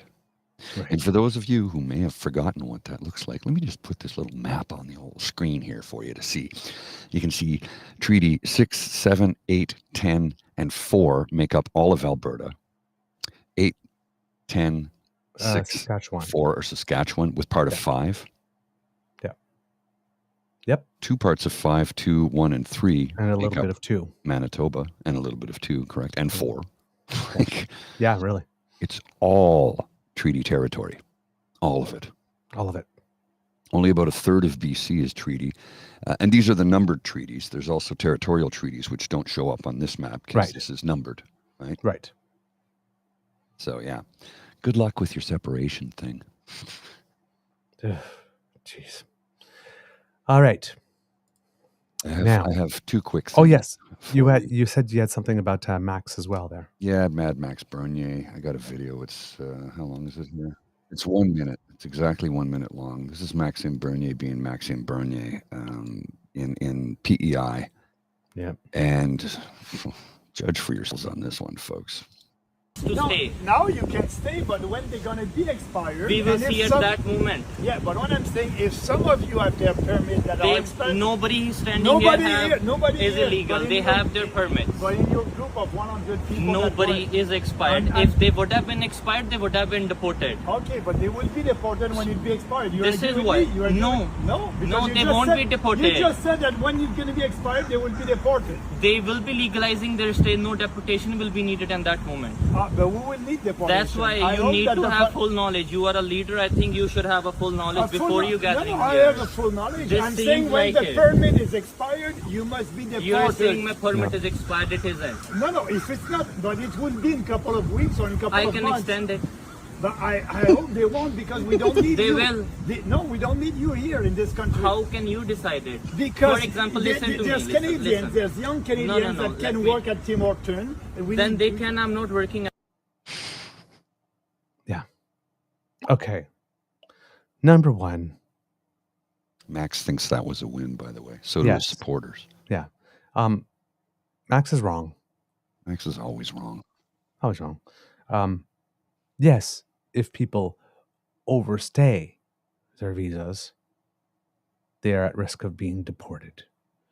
But it's not like there's somebody from Labor Canada or Immigration Canada that's sitting there going, 8, 9, 10, okay, you're exported.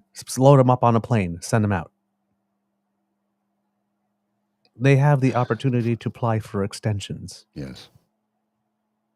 Yes, they have the opportunity to leave of their own free will first. And then, if it seems that they haven't done it, and it's been a long time that they haven't done it, it's like, then deportation. But it's like Max Bernier used to like as soon as your thing is over, then you get deported. Does he have a transporter? No. It doesn't work that way. It's not like the day after your thing expires that you get a knock on the door and say, grab your stuff, we're rounding you up. It doesn't work. There's not enough personnel to do that. Now every person works for CBSA. It's just Max. And that young man had the patience of a saint. Yeah. That young man knew civics better than Max did. Does that strike you as a shock?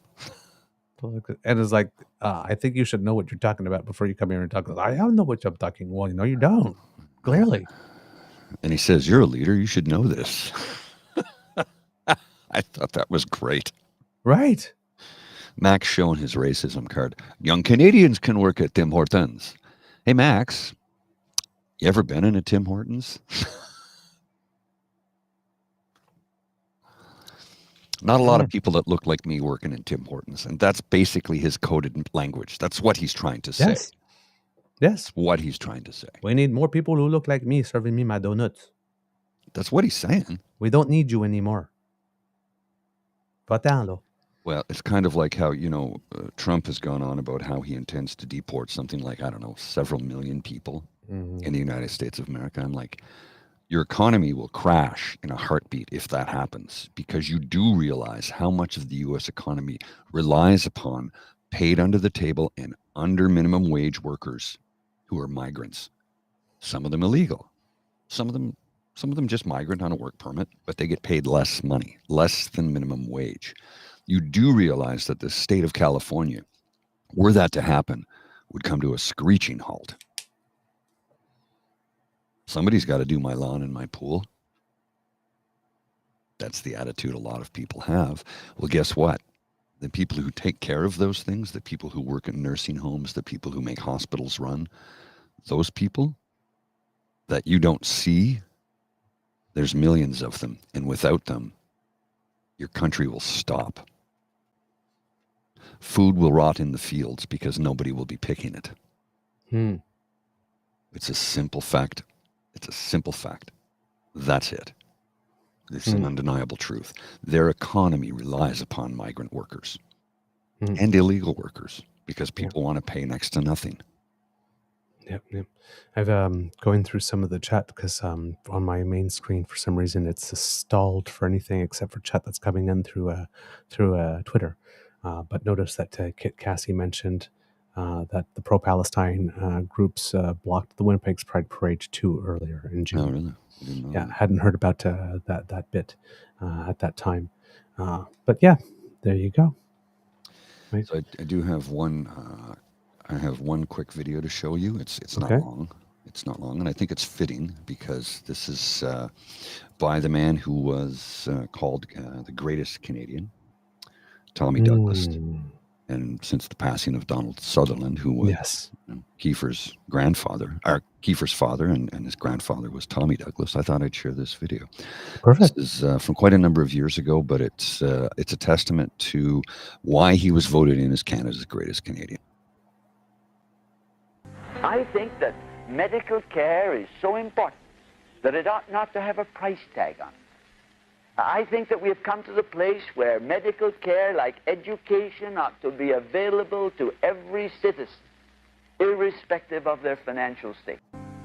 I think that Very short and medical sweet. care is Yeah. so important. But to the point. Yep, I concur. I absolutely concur.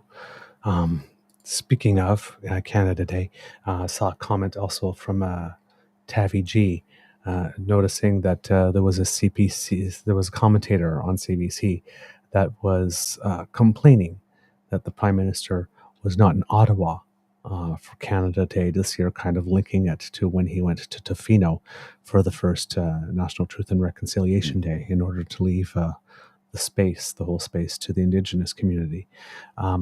Well, yes, the Prime Minister is not in Ottawa. He's in Newfoundland and Labrador.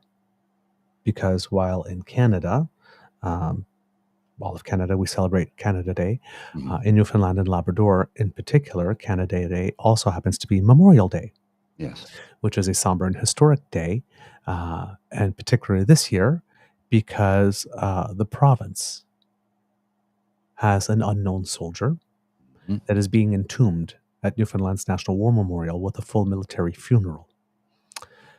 What a bastard the Prime Minister is for going there on Canada Day. Apparently, that's the narrative. That's the narrative. Newfoundland's unknown soldier was killed more than 100 years ago in northern France and is being laid to rest today. He was lying in state in the lobby of the provincial legislature all weekend. Thousands of people paid their respects. It was an emotional time for relatives of soldiers with no known grave. So a lot of them made a point of going over the course of the weekend. The soldier is being placed in a tomb made of granite and labradorite, I believe I don't know what, I've never heard of it before, but I'm guessing it's a type of stone. At the Newfoundland National War Memorial, he was repatriated from France in late May to represent everyone killed. But for Wade Lester, this is according to the CBC, he stands for so much more. Quote, well, it's freedom. That's democracy, and we got to keep it intact. And sometimes we may have to fight for democracy, said Wade Lester. Canada's Prime Minister and the Governor General, along with other dignitaries, will be there to pay respects. So will 500 members of the Royal Canadian Legion.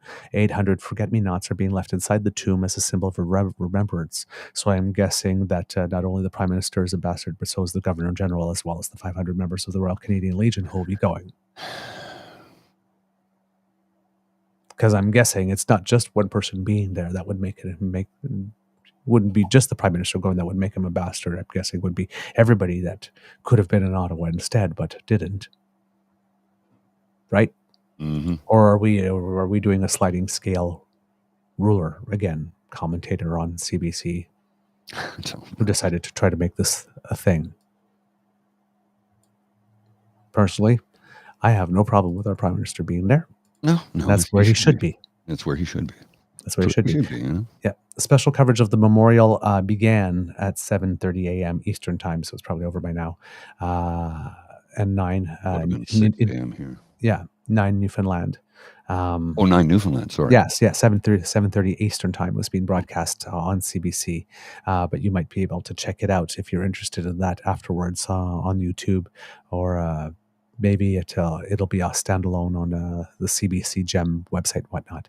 But this evening, please, if you have the opportunity to, if you're not doing something somewhere else, or if you're recording it to watch later, the Canada Day concert happening at LeBreton Flats Park. It's a 2-hour show, and it will feature performances from Chromeo, Metric, Maestro Fresh West, Neon Dreams, and a whole bunch of other people. Will be hosted by Isabelle Racicot, again, who generally does a very good job of it. Also, if you are out shopping today, you may notice in your coins that there's something new. It seems that last week, 3 million new coins commemorating the 150th birthday of Lucy Maud Montgomery went into circulation. It will feature a portrait of the much-loved author, as well as Anna Green Gables, a pen and a paper, as well as Montgomery's signature. Marie Lemay, who's the president and CEO of the Royal Canadian Mint, says, the only thing is I just want to temper everybody's expectations. By the time they get into circulation, often people say, we don't see those coins. Because what happens is that when you see one, you usually want to keep it. Exactly. So you take it out of circulation. So if you see one, keep it. That's the advice of the CEO of the Royal Canadian Mint. The coin was unveiled in Cavendish, Prince Edward Island, where Montgomery was raised and is buried. So there you go. So one more thing I've got for you here, and then I got to wind it up. I got to get a couple of things taken care of before I head to a Canada Day celebration in my Speedo. It revolves around the Ontario Science Centre and how we figured out a way to fix it. Yes. We just figured out a way to get the roof fixed. Doug Ford's going to take care of it, courtesy of Michael DeAtter. It's a beer center. The Ontario Beer Centre. Yeah. X out science, put in beer. Dougie will fix it. Beer. I just have a cup of coffee. Beer it is. No, I said coffee. Beer. Coffee. B-E. C-O-B-A.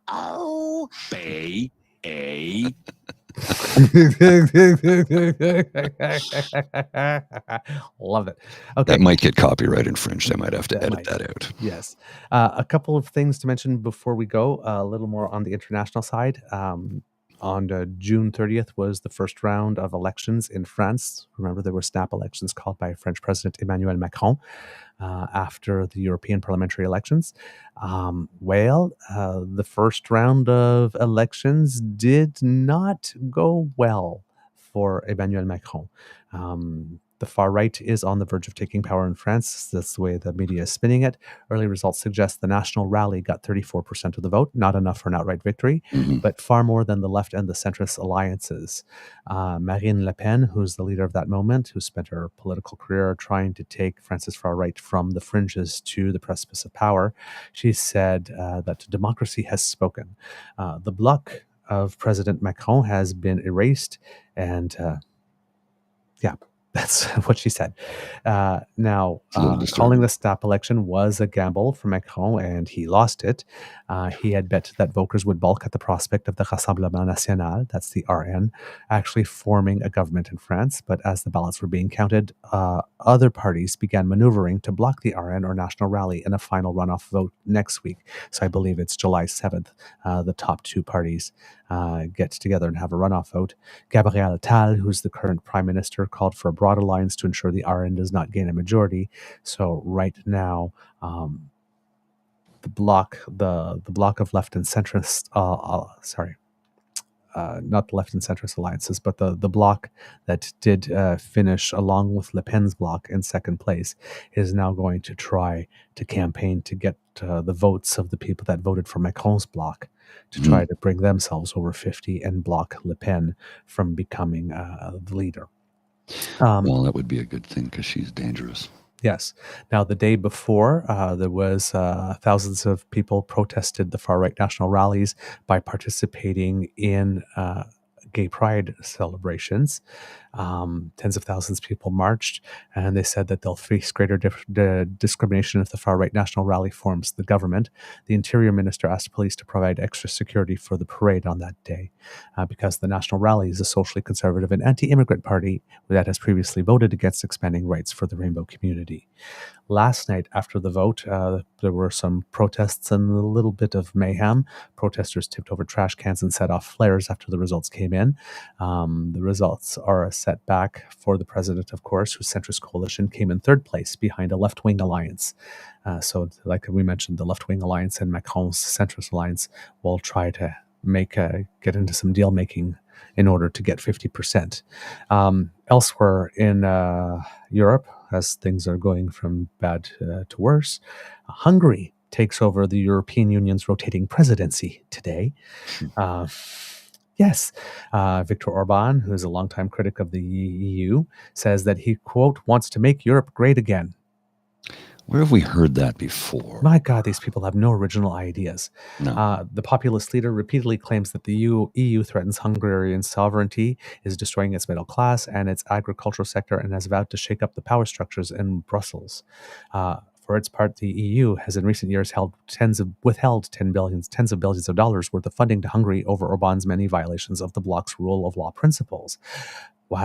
While he's been leader, Orban has taken away the independence of his country's judiciary and media and hasn't bothered to correctly implement the asylum and immigration laws. Now, the only good part of that is that the rotating presidency of the EU lasts 6 months. So I'm not sure how much making Europe great again he's going to be able to accomplish at that time. But hey, have at it, buddy. And the last thing that I had for you today relates to the United States. The Supreme Court of the United States is expected to issue its ruling in the immunity case for Donald Trump. The former president is facing charges for attempts to overturn the 2020 elections results and a whole bunch of other things, and he argues that his actions were official, and as president that he is immune to all prosecution. Right. Yeah. I'm not sure how the Supreme Court will rule on that, because I know that the Supreme Court would probably love to give him total immunity, but given that Joe Biden is the president right now, if they rule that the president has total immunity, well, they basically just given Joe Biden the authority to say, no, I don't respect the result of the next elections. Yeah. I'm just going to stay. So, yeah. Not exactly sure how it is that they are going to decide this one. It seems that Trump has also named his vice president pick, which is Republican Senator J.D. Vance, the guy that wrote the book The Hillbilly LLG. Mm-hmm. And that seems to have taken a turn to the right since then. Very much so. Yeah. Not quite sure exactly what it is, but yes, it seems that he is his Trump's vice presidential pick officially. And not Um, Aaron Rodgers. and not Aaron Rodgers and not Doug Burgum. Yeah, really Aaron Rodgers. In other news that might cause some celebration, Steve Bannon reports to jail today. Oh, well, happy After Steve like Bannon reporting to jail day if you celebrate. yes, and for those of you who don't, it's okay. We can still coexist. Exactly. But there might be much gloating. The forecast calls for a little gloating and perhaps a little derision. But yes, Senor Tres Camisas is reporting for jail today. Apparently, his last attempt to stay out of jail was quashed by the Supreme Court. Now, of course, this is not a long stint. It'll only about 1 month. This is the case for having defied the subpoena to testify before Congress.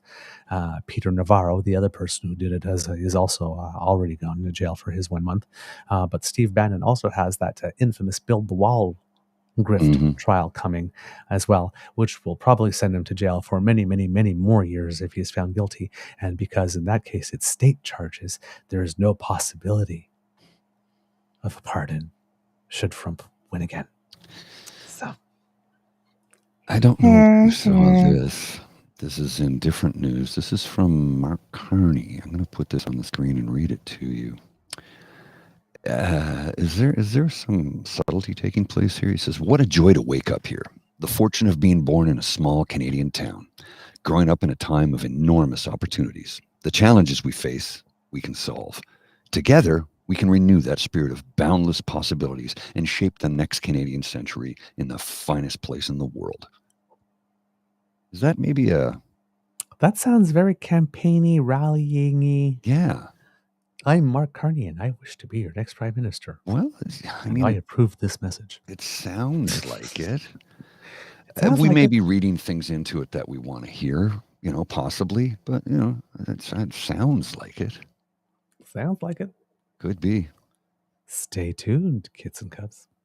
Mr. Grizzly, do we have a show? We do indeed, sir. I'm noticing I'm having really good hair today. Look at all this body on the... Oh, shut up. Damn. Shut up. I have to go shave. By the way, kids and cubs, just as a quick note, because I'm allowed to speak a little bit more about it. Beaver Sweetie is okay. Okay, but I guess he did have a car accident on Thursday night. Everybody seems to be fine physically. The car might be a write-off, however, so expensive. And it's been a tough few days because when you have an accident like that, fortunately for me, I was not in the car at the time.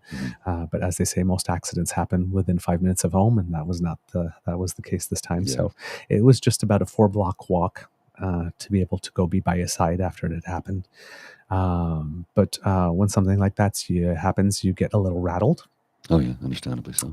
So emotionally, my Beaver Sweetie is not as well as he could be.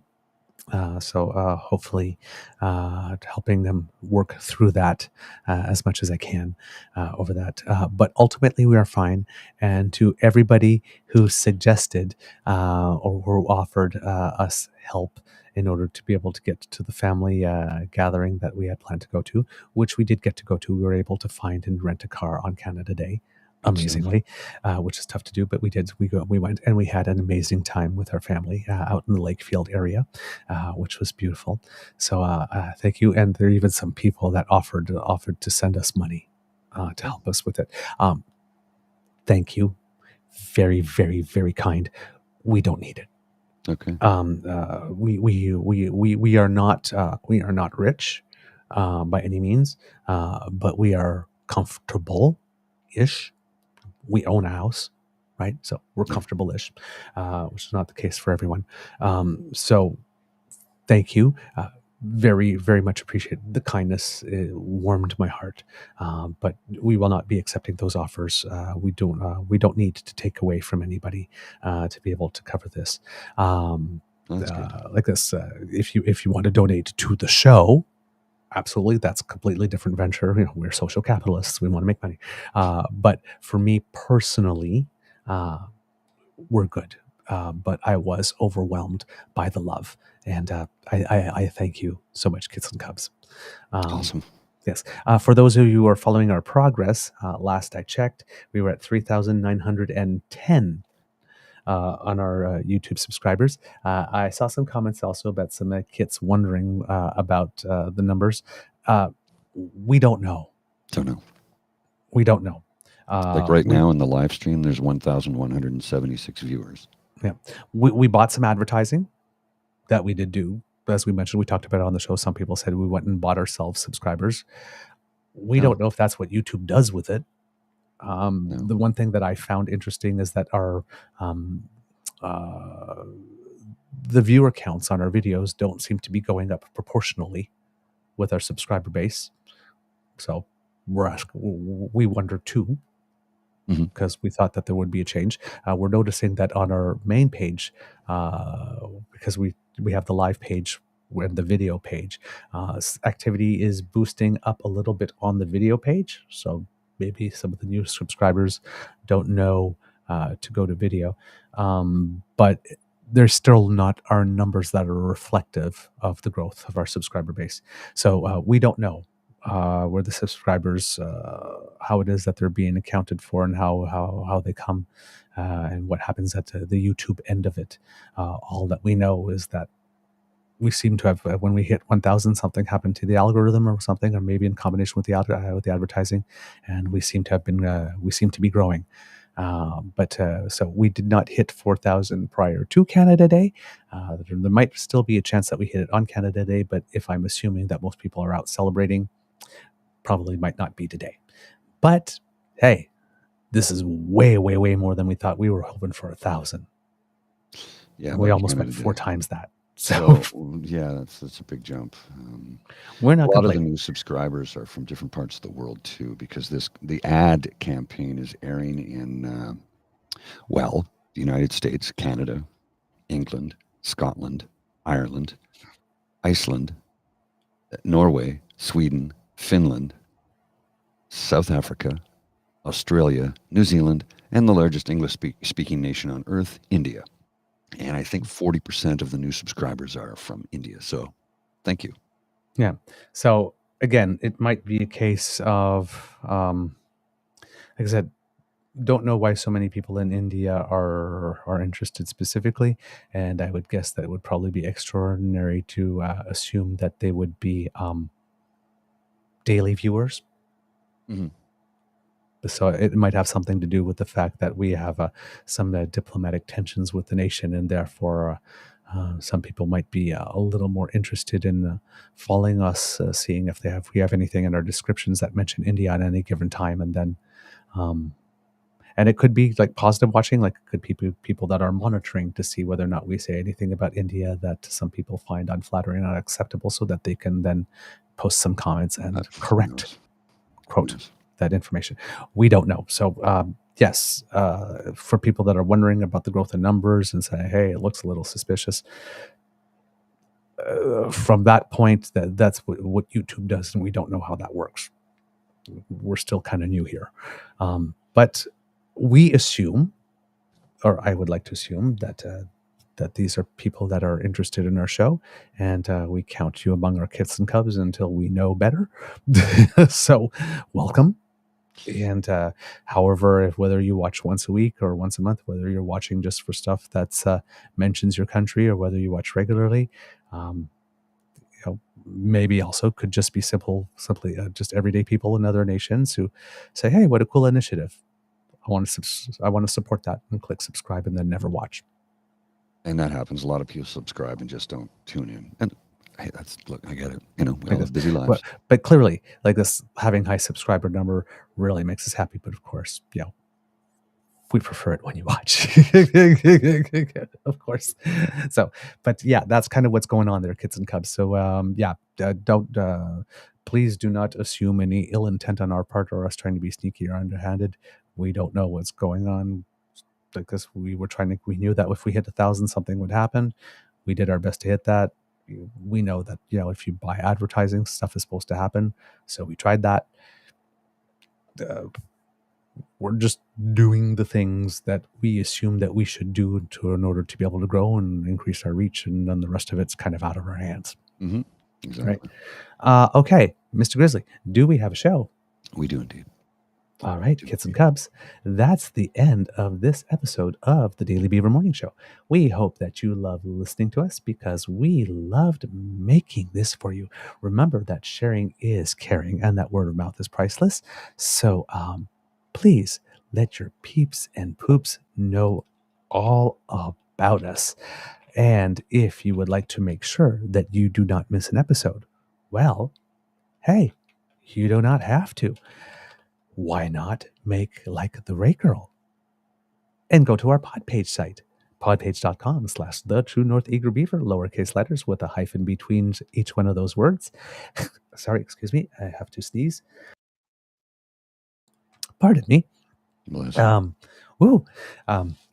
I've actually been fighting it off for a couple of minutes. If you could hear in my voice every now and then, I would get to a word and stop for a second. But it finally came out. Hey, it came out one day after Pride Month.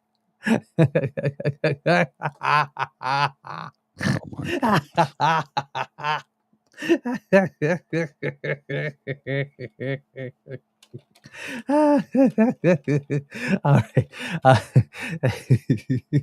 So if the QR code that will appear here will lead you to our pod page. Thanks to the Ray Girl for sponsoring it. And if you click there and click subscribe, when we have something fresh off the bandwidth, it will come directly to you. As soon as hopefully Mr. Grizzly will put it up eventually there. The QR code to get to our pod page. If you would like to support us in other ways, make like Kit Elaine and go to the True North Eager Beaver Media Incorporated YouTube page. If you have not subscribed yet, please do help us to get to 4,000. The day is not over yet, so technically we could still get to 4,000 on Canada Day, if not by. So, hey, but if it doesn't, it'll happen eventually. That's fine. We're good with that too. We thank you for your support so far. But while you're there, smash with our buttons, like, share, subscribe. Get yourself some happy. Hey, you know what? It's Canada Day. Do it twice. It's not like anybody's watching. It's not like we judge. Just saying. Hey, we don't judge. And if you get freaky however you want. And if you would like to support us in other ways, then please make your way to the Emergency Beaver Fund. No, that's not it. The Beaver Lodge Emergency Hydration Fund. There it is. That's what you call it. At our coffee page. Help us celebrate the second birthday of our YouTube channel by going over there and encouraging us to do more. Got a couple of loonies. Hey, maybe even some Lucy Maud Montgomery ones. Jingling in your pocket. We'll keep those ones. But the other ones, if you want to send them our way, we'd be very, very, very happy to lighten your load this Canada Day. So you scan the QR code by Mr. Grizzly's head, and that brings you to our coffee page, ko-fi.com/eagerbeaver, lowercase letters, all in one word. And if you do that, then leave a bit of money there, as Kit Jen would say. And again, happy birthday, darling. Help keep us moist. It's a hot day, this Canada Day. We need to stay hydrated, especially if we want to return tomorrow after all this partying and celebrating. Hey. From the Beaver Lodge, this is your eager beaver saying it could be a tough world out there. So please be kind to and gentle with yourself. Mr. Grizzly, some words of wisdom, please. Yeah, if you're going to celebrate tonight and have a couple of wobbly pops, don't drive. Please don't drive. Take an Uber, a taxi, a bus. Make arrangements to stay over somewhere if you need to. Just don't drive if you're going to imbibe. Please don't drive. Yes. Very, very, very important. Make sure that everybody gets home safe and in one piece. Mm-hmm. That's how we prefer you, kids and cubs, in one piece. All right. It could be a tough world out there, kids. Hopefully not today, but it can be a tough world out there. So please be kind to and gentle with yourself. Mr. Grizzly, I think it might be time to cue the Canada cock. Sure.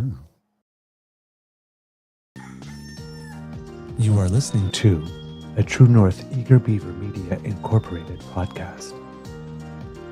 The True North Eager Beaver podcasts are proudly brought to you by our founding sponsors, the Misfit Mysteries from Corvid Moon Publishing, your source for science fiction, fantasy, and cozy mysteries featuring a broad diversity of characters, CanadianTarot.com, their uniquely Canadian online eclectic tarot community, and the Peppermaster, hot pepper sauces made from farm-fresh ingredients to thrill your taste buds and expand your mind. We are grateful to the Crier Media Network for its support, Pete Jarvis for our artwork, and Paul Joseph Something for our opening and closing sequence music.